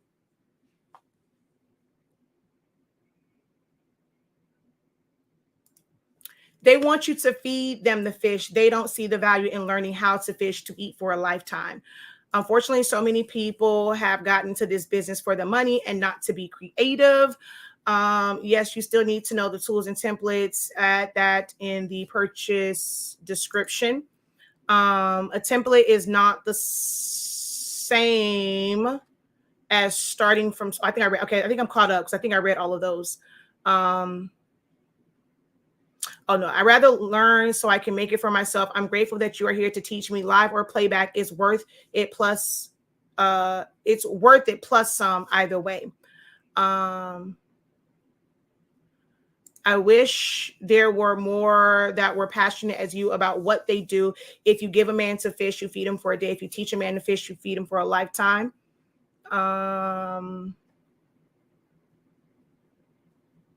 When people say, oh, you're yelling, I just say, I'm a New Yorker. That's just how I talk. I knew I jigged with you from the start. For the first time I converted my 7720 printer. I love the directness. Every business needs clients. Clients needs business. They both need each other. And when I said that in my head, I was like, girl, you just contradicted yourself, because I'm actually one that says you actually work for your clients. But it was in the moment and what I was actually trying to say. But I actually did say that to myself. I was like, girl, you just contradicted yourself. They're going to think that you don't know what you're talking about, because normally I preach that you work for your clients. So thank you for calling me out on that one. People love to change their mindset, or people have to change their mindset in order to grow. Feeling all of this, preach. I'm not a preacher. Don't put that on me. Shoot. Don't cookie cutter me. Teach me the skills, please. I don't want to have to depend on somebody else, because they can be here today, gone tomorrow. Amen. I had to get the same way about my own family. For the first 2 years I was designing, I didn't know how I could add fonts into Silhouette until I took your class. I'm using the same fonts that were already installed. You are appreciated because I love a good playback. Hey man, being on live with folks asking questions that have already been asked in class settings drives me bonkers. Thank you for that. I need to be able to fast forward. I appreciate that, because I did change my class, and it's nice to know that, it still kind of can, when it comes to those types of questions, in certain settings, because I did change the way my classes are done, because I was known as the instructor that would not, it's like no student left behind, but it bugged other students who like, okay, look, you focus on your own time, because now the rest of us are suffering because we sitting here trying to figure out why you can't click on, why you clicking on B when she said click on D, or you can't figure this out. So I appreciate, like, some people don't like it and they take offense to things like that, but I appreciate that, because that's letting me know, like, that, like, if I spend too long on a question for someone, it's affecting the students who don't need that one-on-one attention. And if someone needs the one-on-one attention, you've paid for the class to learn how to do something, not for a tutoring session. And if you don't know certain things and you need more help, then you need to pay for that outside help. So I'm always appreciative of comments like that, because it's helped me not be like, I know some people don't like it, because I used to be that instructor where nobody was left behind, but I learned to, from other people kind of saying stuff to me, to consider the people who don't need to be pacified, and to be like step by step by step, and making this class longer than what it needs to be. So I thank you guys for that type of honest feedback. I'm always here for it.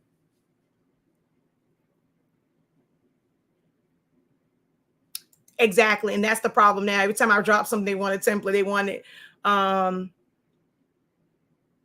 When watching the playbacks, to me, I feel like I'm in a live class. I be answering questions and everything. Please don't let folk overwhelm you and stress you. Oh, it was. I had a whole breakdown the other night. And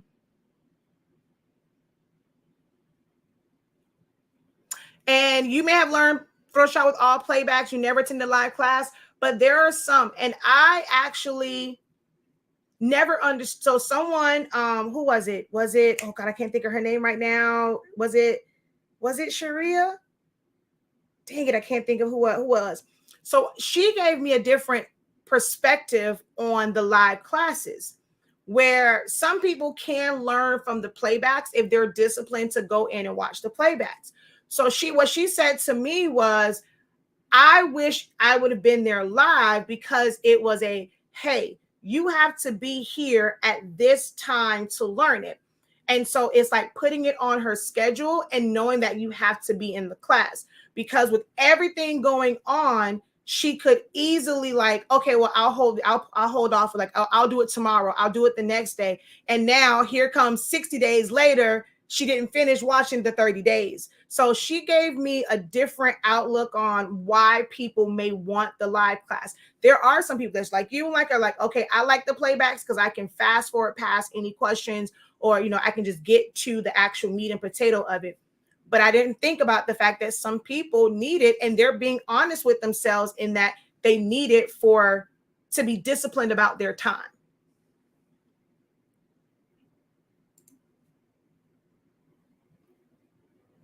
Side note, drop that template in the vault with all 600 color combinations. Don't let the people stress you out. Oh God.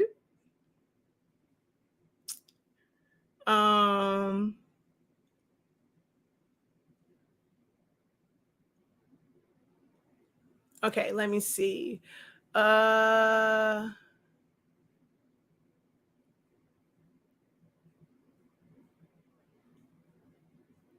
Being new or old doesn't make a difference in learning new things. I've been using my Cameo 3 for 3 years, and I've learned a lot more about Silhouette Studio by meeting Shakia. Hearing and listening are not the same. We can't make people listen even though they hear. Yep.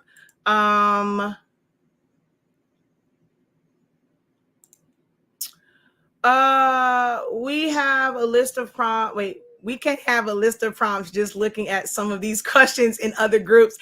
So okay. Another transparency moment right here, right? I want to do it sometimes, but my fear is, well, I guess my challenge is, how do I work it in to talk about it where people don't feel like I'm discussing certain things. Because some people look at it in a negative way. Like, let's say there's like someone may say something in a group, right? Or they may show something and I immediately have access to it. Or I'm seeing it. I'm not gonna lie. My first knee-jerk reaction is to get on live and be like, look here. let's learn some things today. In today's lesson, we're gonna talk about the difference between a craft glue gun and the fact that y'all need to go get y'all a grown person glue gun. When folks say that you can't use a glue gun because it's gonna leave humps and bumps, that's because you're using the Dollar Tree glue gun and the Dollar Tree glue sticks. I'm gonna need you to go ahead and spend some money and go and get you a grown lady glue gun, to where I put fans together in 2.5 seconds and I don't have to wait 30 minutes for it to dry, because I got a grown lady glue gun that go and will burn your fingertips off, because it is 300 watts. It's not 60 watts. But see, when I try to explain to people the difference in a 300 watt or even a 100 watt glue gun, yes, if you touch this, it's going to burn your fingerprints off. They're not going to be able to identify you. But baby, trust and believe, you're not going to get no beads in your, when you use it. It's going to be smooth. You ain't going to get all them strings. Boom. Get you a grown lady. So I don't sometimes, because it comes up sometimes, like because of stuff in groups. And I don't be wanting people to feel like I'm talking about them, but baby, I be wanting to talk about them, because it's like, come on, man. Like, we really teaching people this, or people post certain things. I'm like, y'all really asking this, or this is how you feel. And I don't want to come off that way. I'd rather just keep it to myself. And I'm like, when the opportunity presents itself, I'm always hoping sometimes people will ask questions in live videos. So like, hey, it's not me talking about something that, and sometimes it can be a coincidence, right? Like, it really can be a coincidence that somebody posted something and they think that I have access, or I'm watching everything they do, and they feel like, oh, she on there talking about me, she created this whole live video about me. It ain't that. Sometimes people bring stuff to me, or they'll ask a question. It might be because they saw something in a different group. I didn't see it in the group, but they came to my inbox and they're asking Shakia the professor about it, and I'm just gonna make a video about it. Like, that's just me.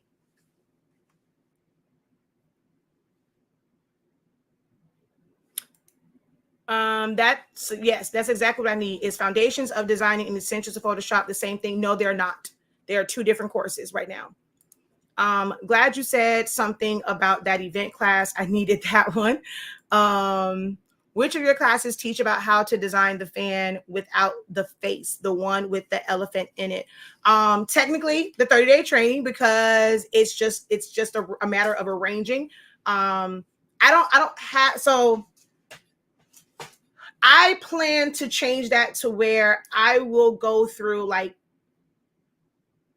so what someone told to me was, Shakia, you don't even have to create new curriculum. Like, you don't have to create it from scratch. The fact that I have all these designs in my computer, I literally can pick one and show you exactly what I did to make it. And that is the one thing that I have been working on, is making a list of those. And that's why I said my program will change, because I've asked and asked, what is it that you guys want to learn? When I'm doing live Q&As, you guys aren't saying anything, you don't ask any questions. So I said, fine, I will lean into it and just teach what I know, whatever I have. If you don't need the information, then I'm sorry, because I kept asking, what is it that you wanted to learn? What questions do you have? And most times people don't say anything. You're not showing me examples of what it is that you want to learn. So I've hesitated on doing it and dropping it that way. But my next round of classes, after I get done with these, my next program, I'm going to say, is going to be until the end of the year. And then it will start again, as far as like technically a new membership. I will never have something where you pay one time and you get access to all of my knowledge, like, because then I'm not making money, like really not making money. But I will have something, and that's one of the things, like, I even said that with the pilot program, I did it for 3 months. I wanted to take a month off to really evaluate how it worked. Was it beneficial for me? Was it beneficial for the students? Was there anything that I could adjust or change and things like that? Like, so I do an analysis of how the class went after each and every, like, either class or like series of classes, to figure out, was it effective? Like, was it worth it for my time, their time? Was the information good? Was it going to be helpful for them? And that's kind of the space that I'm in right now is foundation. I mean, Essential Silhouette Studio starts it. Like, I'm being totally honest. If I get in there and I'm showing you about removing backgrounds or like just my thought process, a lot of my classes will be about my thought process, how I approach things, that you can understand that. Because Essentials to Silhouette Studio, that 30-day training, it gave you everything for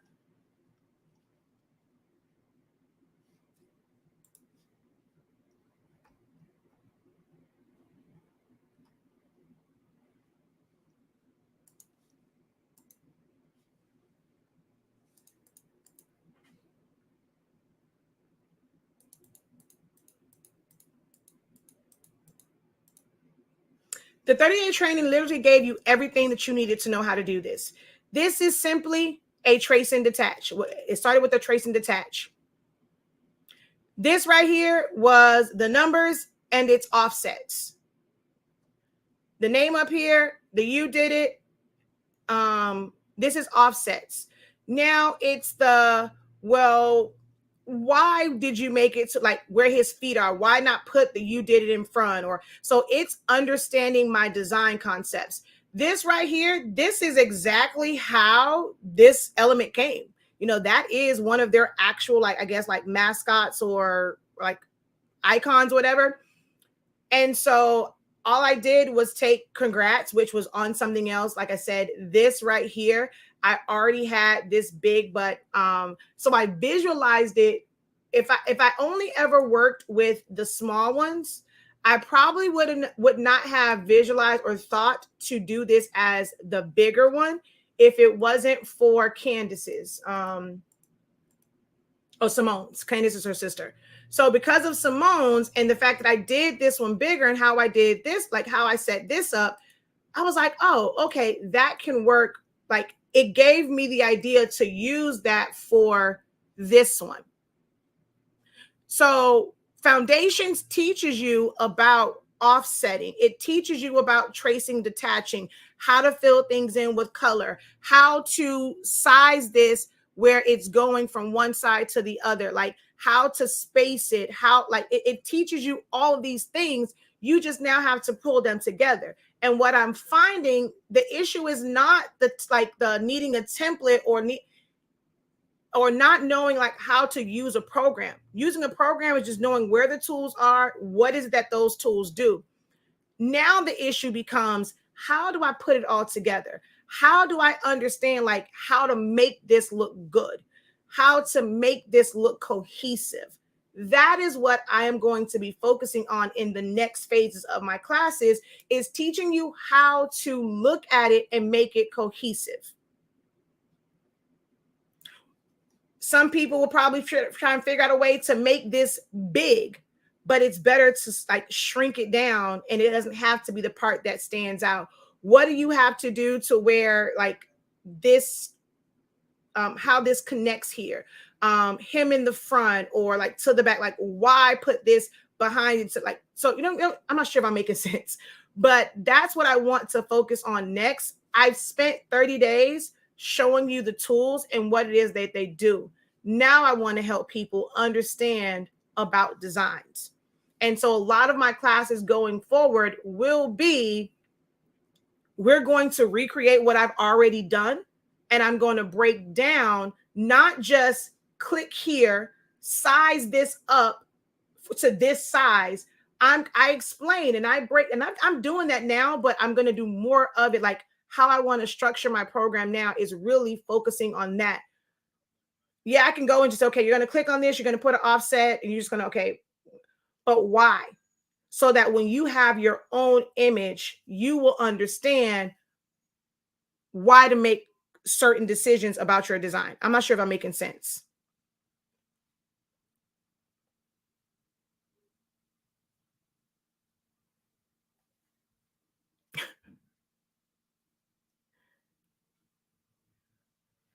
Every time I see some of these things, I think about what you would say about it. Don't do that. Oh, don't put that kind of pressure on me.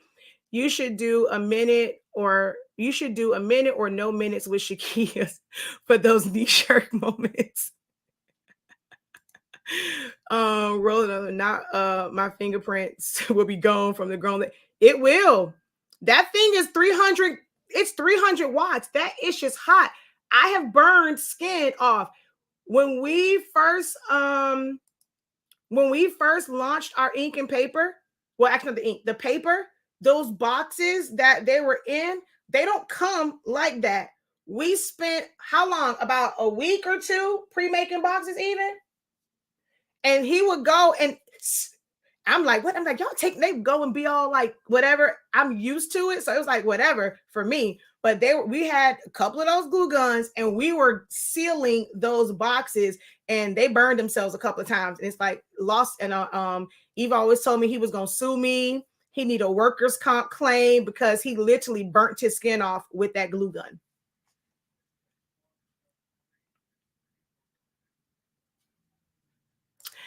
She says, I appreciate you explaining the differences in glue guns. I haven't used my Dollar Tree guns yet, but I know that it makes a difference.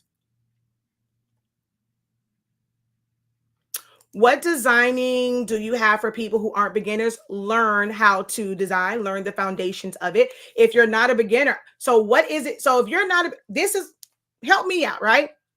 You're saying, what do I have for somebody that's not a beginner? Then that means, what is it that you need? So you're not a beginner in what? Meaning you've played around, you've done some things in Photoshop, you know how to click on the tool, you know how to find the crop tool, you know how to use your layer mask, you know how to use smart objects, you know how to use smart text, smart colors, you know how to remove a background, you know how to use your pen tool, you know how to change the angles of it. So is that what you're telling me? Like, hey, I know how to use this. So if you're not, what are you not a beginner in? Because if you know how to use all these, then it's like you need to learn how to design. And that's what that is. Like, you need to understand, if you know how to use the tools, then that means your shortcomings or your hangups is you don't know how to design. And that proves the point of you can know the tools, but you don't know how to design. So help me out and let me know, what do you define as not for a beginner? As someone who is experienced, what is it that you're looking to learn how to do?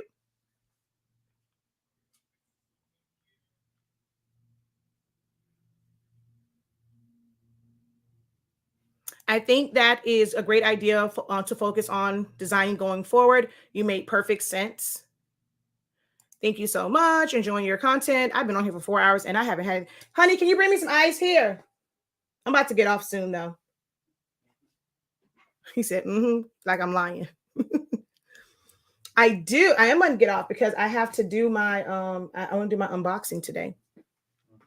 He said, you ain't got to act like I'm lying. I ain't lying, Craig. I'm new to TikTok. Is there any way to save this live? No, there is not, but you can go watch the full 3-hour playback over on Silaholics Anonymous or Honestly Speaking's YouTube channel. Just click the link in my bio. Click where it says Professor's Help. If you click the link in my bio, it takes you over to my Linktree. Go down to where it says Learn with the Professor. It will take you over to my 2 amazing YouTube channels, Silaholics Anonymous and Honestly Speaking, and you can watch the whole 3 hours and 43 minutes, almost 4-hour live.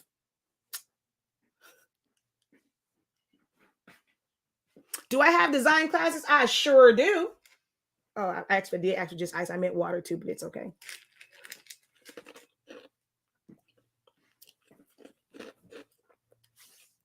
I'm like that with designing. I get crafter's block sometimes to come up with some things. I miss all of y'all comments. I'm not used to y'all commenting on TikTok, so I didn't bother to check over here for comments. I'm not used to y'all commenting on TikTok. Just because you can do something doesn't always mean you should. So yeah, it's very few comments over here. I'm just not used to seeing comments on TikTok. Thank you. I pretty much taught myself to use Silhouette, but there's still things I need to learn. Is the Silhouette class still available for playbacks? My Silhouette class will always be available for playbacks. Unless Silhouette makes some like major changes in something, which I highly doubt. Then I will, revisit doing it again. But that class literally has everything that you will need. And then you can take individual classes. Like I did one on creating SVGs. I did one on party favors. I've done one on memorials, text effects. So if you want to focus on just doing text effects, you can do the text effects class. So I have done specialized classes and I wasn't fulfilled in them. I walked away from those classes feeling like, what was the purpose of this? I mean, I did it because my team kept telling me, well, they want to learn text effects. They want to kind of, I'm like, so I did those things, but I'm not going to lie. I left feeling underwhelmed for me in doing those classes. So I haven't really put a lot of them back on my calendar. A lot of things I have been doing now is really like it's teaching from it's more like lectures, I guess you would say, because a lot of it is a lot of more talking for note taking and understanding for you to learn to apply them. That's just the way a lot of my classes have been going lately, if that makes sense. Do you have any classes teaching cut lines for the Roland? I don't have a specific class for it because I don't feel like a class is warranted for that, but I do have a video. I designed in Silhouette Studio, and then I just simply put the thing on top, like I make a duplicate of it and I fill that in with color, and then I take it over to Illustrator and just click on it once, twice. It's 2 clicks to convert to put the cut contour line on it. So no, I don't have a class on it, but I do have several tutorials where I've gone through how to take it from Silhouette to Illustrator to VersaWorks. I'm glad I helped you get through your day. Those classes are really valuable. It's underwhelming to you because you can do it in your sleep. No, it's not that. I know where my shortcomings are. And when I'm saying, I do get frustrated when I am not someone, like some people can't even identify where their shortcomings are, where they need help at, which is why they will never seek help or try to work on it. And it takes baby steps. My team, my family gets frustrated at me because they expect me to take immediate action. And I've been this way for so long. My mindset has been this way for so long. And when I don't really see, like, for what they want me to change to do, when I don't see that same energy coming back from the students, it's like, why am I wasting my time doing this? So it's not that because I know how to do it. It's like, it's a feeling of like, I don't know, how can I say it? Like, if I've shown it to you one way, why? So, okay, perfect example, right? If I showed it to you and I said it was for birthday, so I took happy birthday and I did these same effects on it. It's almost like people wanted to have me do graduate the exact same way, just so that I can see it with the word graduate. Or I did this in this script font. Well, I need to see exactly how to do it in collegiate font. That's the part where I'm like, man, I've taught this before. I've shown this before. And then it's like, I'm grateful for those who continue to take classes, right? But then for me, it's like, man, what do I have to do to get new students to understand the value of what I do and how I teach? Because I start to second guess myself. Then I did learn, and some people did voice it to me, is they always learn something.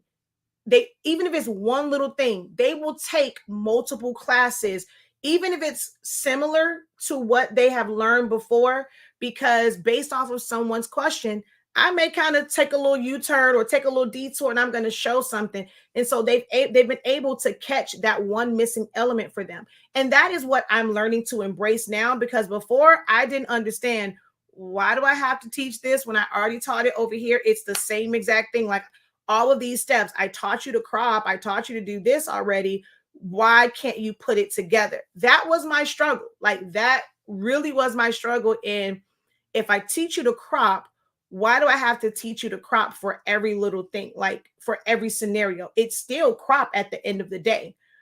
But that's why I said I'm leaning into now teaching why I do, like why I crop this one, why I chose to, why does it have to be this way? And so it's not this immediate change that my team or my family wanted to see, but in every class, the fact that I still continue, even if it's through resistance, I still continue to do those classes.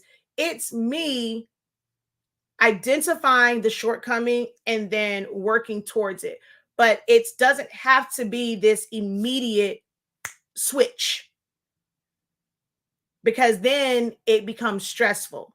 And I think so many people, again, they want this microwave or this instant change, and that's just not always effective. But it keeps cutting my inside, but it keeps cutting my insides instead of the outsides. So when it comes to stuff like that, that's where I highly recommend that you guys just book a quick session. So I have quick help sessions where if you already have your design, you're having one particular issue, you can book a one-on-one session with me or join my Facebook group. You can drop a picture. Most times I can identify what it is that you're doing wrong. If you do it as a video and let me see. So I'm not saying that you have to always book a class, but if you don't want to make a video for it and drop it in the group, I can't really help you. For anyone, not just you, for anyone. So I tell people, make a video, not zoomed in. Like, let me see the full steps of what you're doing. Get you a tripod, hold it up, like so you ain't holding with your hand trying to move it. Get you a good tripod, put it there, record the video so I can see exactly what you're doing. And most times I can identify where you skipped a step at.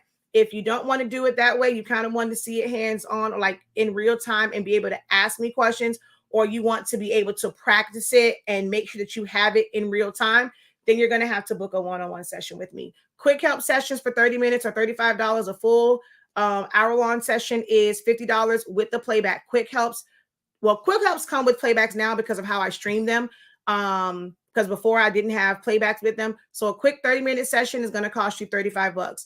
A 1 hour session will cost you $50. And I try not to do 2 hour sessions. I'm even going to lie. I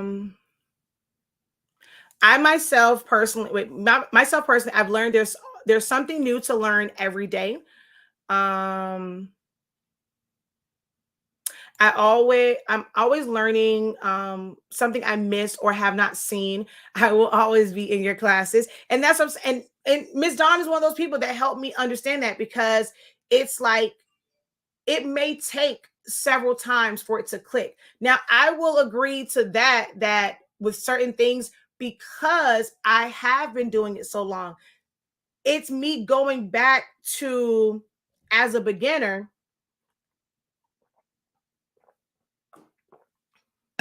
things didn't click, right? I was doing stuff the long way. So don't look at what I'm doing now and think that I've never gone the long way around doing stuff. And then it clicks for me like, oh, shoot, I can do it. This just happened to me. I have a rolling, right? When it comes to the grad toppers and posters, well, I'll say more so the grad toppers, I always sublimated them, right? So I would sublimate to glitter cardstock, or I would take cardstock, laminate it, and then sublimate to that, right? That is how, before I got my rolling, that is how I was making them. It was not until Lamar said something about, I was in one of his sessions and he said something about, oh, when I do mine, I'm gonna print them on the rolling. And I was like, I know you lying. I forgot about that, because I got my rolling specifically for, like, when I purchased it, I had tunnel vision about how I was going to use it. And it was never for heat transfer vinyl. It wasn't for, like, I didn't think about toppers. I didn't think about any of that. But when he said it, I was like, oh, damn. I would have been doing this the long way, because I avoid guys. Like, I'm not going to lie. Like, I don't like doing the whole laminating because it curls up. When you laminate the paper and you sub it, it's making more work for me because it curls up every single time. And then it's a lot harder to get it to lay flat. So I have to do those ahead of time so that I can put them under something, or I have to roll them back the other way so they can go flat, or I have to like repress. It's a whole bunch. It's a whole production. Now, when I press to glitter cardstock, I just press that sucker and it's done. But when you laminate it, because of the way the laminate is, it curls up. So I'm like, I avoid doing stuff where people don't want, it's not girls, like when they don't want the glitter. And it took for me to hear it. Like, I've been using my rolling. I don't make posters on it, yard signs. I've made stickers. I've made cutouts. I've even made it to where I had the template for my gable boxes. I set them up. I print them with my rolling. I put that whole adhesive piece onto my gable box, because before, when I did gable boxes, I would print them out. Then I have to manually add glue to them or put them through my Xyron, then stick it to it. Wait, I got a rolling. I'm just going to print this whole thing out, take it, put it to the gable box. I have done all of that with it, but it took for me to hear Lamar say grad toppers with my rolling. I would have been sick. If I had not heard him say that this year, I would have been making grad cap toppers, still sublimating and laminating. And I'm like, and then it's because I wasn't thinking about it. I can open up a stream of income, because if someone doesn't want to go through the laminating of cardstock and then sublimating, I can literally sell prints. I'm going to put it on the adhesive vinyl. All you have to do is put that adhesive vinyl onto cardstock. Boom, you're done. So, and just hearing that, it opened up an easier way for me to do it. And I can also market that, hey, we are able to print your grad cap toppers. Once you have the design, we can simply print them for you, where you don't have to worry about your paper curling and all this, that, and the third. We're going to print it for you. We can even print it directly to thicker cardstock, and you just sell it. So yeah, sometimes it does take to hear it again. Like I said, I've been doing it for a long time, and there are so many mistakes that I made and going about it the wrong way. And then there's always that one time that it clicks, because whether it's repetition of me doing it over and over again, or me watching several videos over and over again, eventually it actually clicks. So I had to embrace that and not think about the fact that I've been doing this for a long time. And I had to go back to think how a beginner would think.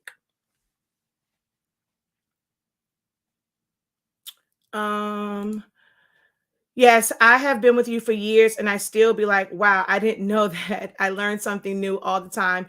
It's just something that I didn't see before. I read that one. I started watching just to learn silhouette for paper craftings and cards. I have learned so much that crosses over to so many crafts that I do, including fused glass. Great teacher. Thank you, Miss Cheryl. What's a rolling? See? And then now you have stuff like this. I'm 4 hours in, and so a rolling is basically the least expensive eco-solvent printer. So it's, you know, how some people are saying eco-solvent prints, but they're converting in Epson. Well, that limits you to only being able to do heat transfer vinyl. So they're getting that just for shirts. I never wanted to use mine for shirts or for apparel. I wanted mine to print to adhesive vinyl. So that is how I create posters, banners, stuff like that. So it is an eco-solvent print. It's the least expensive one, because once you move away from that one, which is 20-inch, it takes 20-inch media, but it only prints about 18.5 inches, like max, depending on whether you have adhesive vinyl paper or whatever, because of the media clamps. So it really prints about 18.5 inches, but it can print, you can print directly to vinyl. You can print to eco-solvent, printable transfers. You can print to canvases, stuff like that.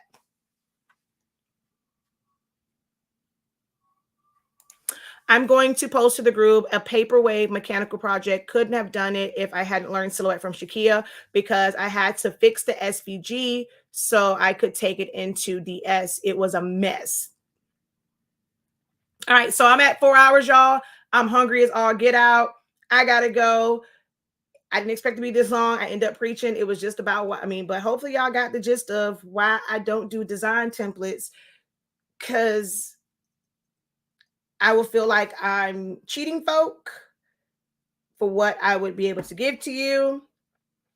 If I did it, I'm not giving you the font because it's not my font to give. It's not my background to give if I did not create it myself. So, or at least to where you can edit. Now, if it's something where I've combined it and it's solid and you cannot go in and change any of those, that's different. But if it's something where you can literally still change certain elements, I'm just not going to do that. Where it hasn't been combined with something else. So, yeah. All right, y'all. Until next time, have a great one. Continue to unlock your creativity. Be incredible. Please don't forget that Essentials to Silhouette Studio is on sale right now. Going forward, look, it's a requirement. Other people have requirements for their classes. For me, if you take one of my silhouette classes, it's a requirement.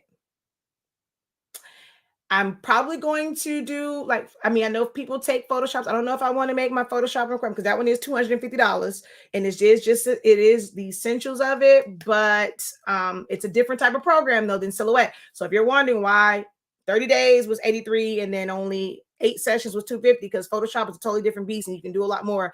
That program is more valuable than Silhouette Studio. That is why. And also I lost my Ever Living Mind. Trust me. Essential Silhouette Studio for 30 days should never be $83.65. But because I put it that way, I left it that way. But my team and my husband get on me all the time about the fact that class is still only $83.65. So I'm just letting y'all know, like, at some point, if anything ever happens to me and that price go up, no, my husband did it because he look, it's too cheap. He get on me all the time about that. But it definitely should be a $200 course, if not more, because it is 30 days instead of 34. He just said psh, over there like, you damn right. Essential Silhouette Studio is well over 40 hours of training, full on worksheets. It's worth way more. At some point, I will listen to my husband and I will change the price of it. But y'all better take advantage of it while it's on there now, because at some point, I'm going to stop being disobedient and listen to my husband. And it's going to be much more. And I'm like, I told you so. And I'm not changing nothing. Yep, it's the same information that was taught in March of 2022. And yes, I will change the price in a New York minute when I get ready to. So it's there. At some point today, I will drop the grad one because it has been requested of me in teaching how to assemble them. What are my techniques to have something that lasts for a really long time that your customers are going to cherish, and it's not looked at as just paper, about designing them. And yeah, so be on the lookout for that if you are interested in, even if it's not just this year, for trying to do it for this year, if you want to be in the moment and be with the trend and learn how to do it so that you're ready either for spring graduations or winter graduations, summer graduations or winter graduations, and then you'll be ready for spring graduations. But I will do the grad design camp next week. So there is a link for you to sign up for it if you would like information on it. I'll also put the link and the sign up on the website for those who are on TikTok. So yeah, until next time, have a great one and peace.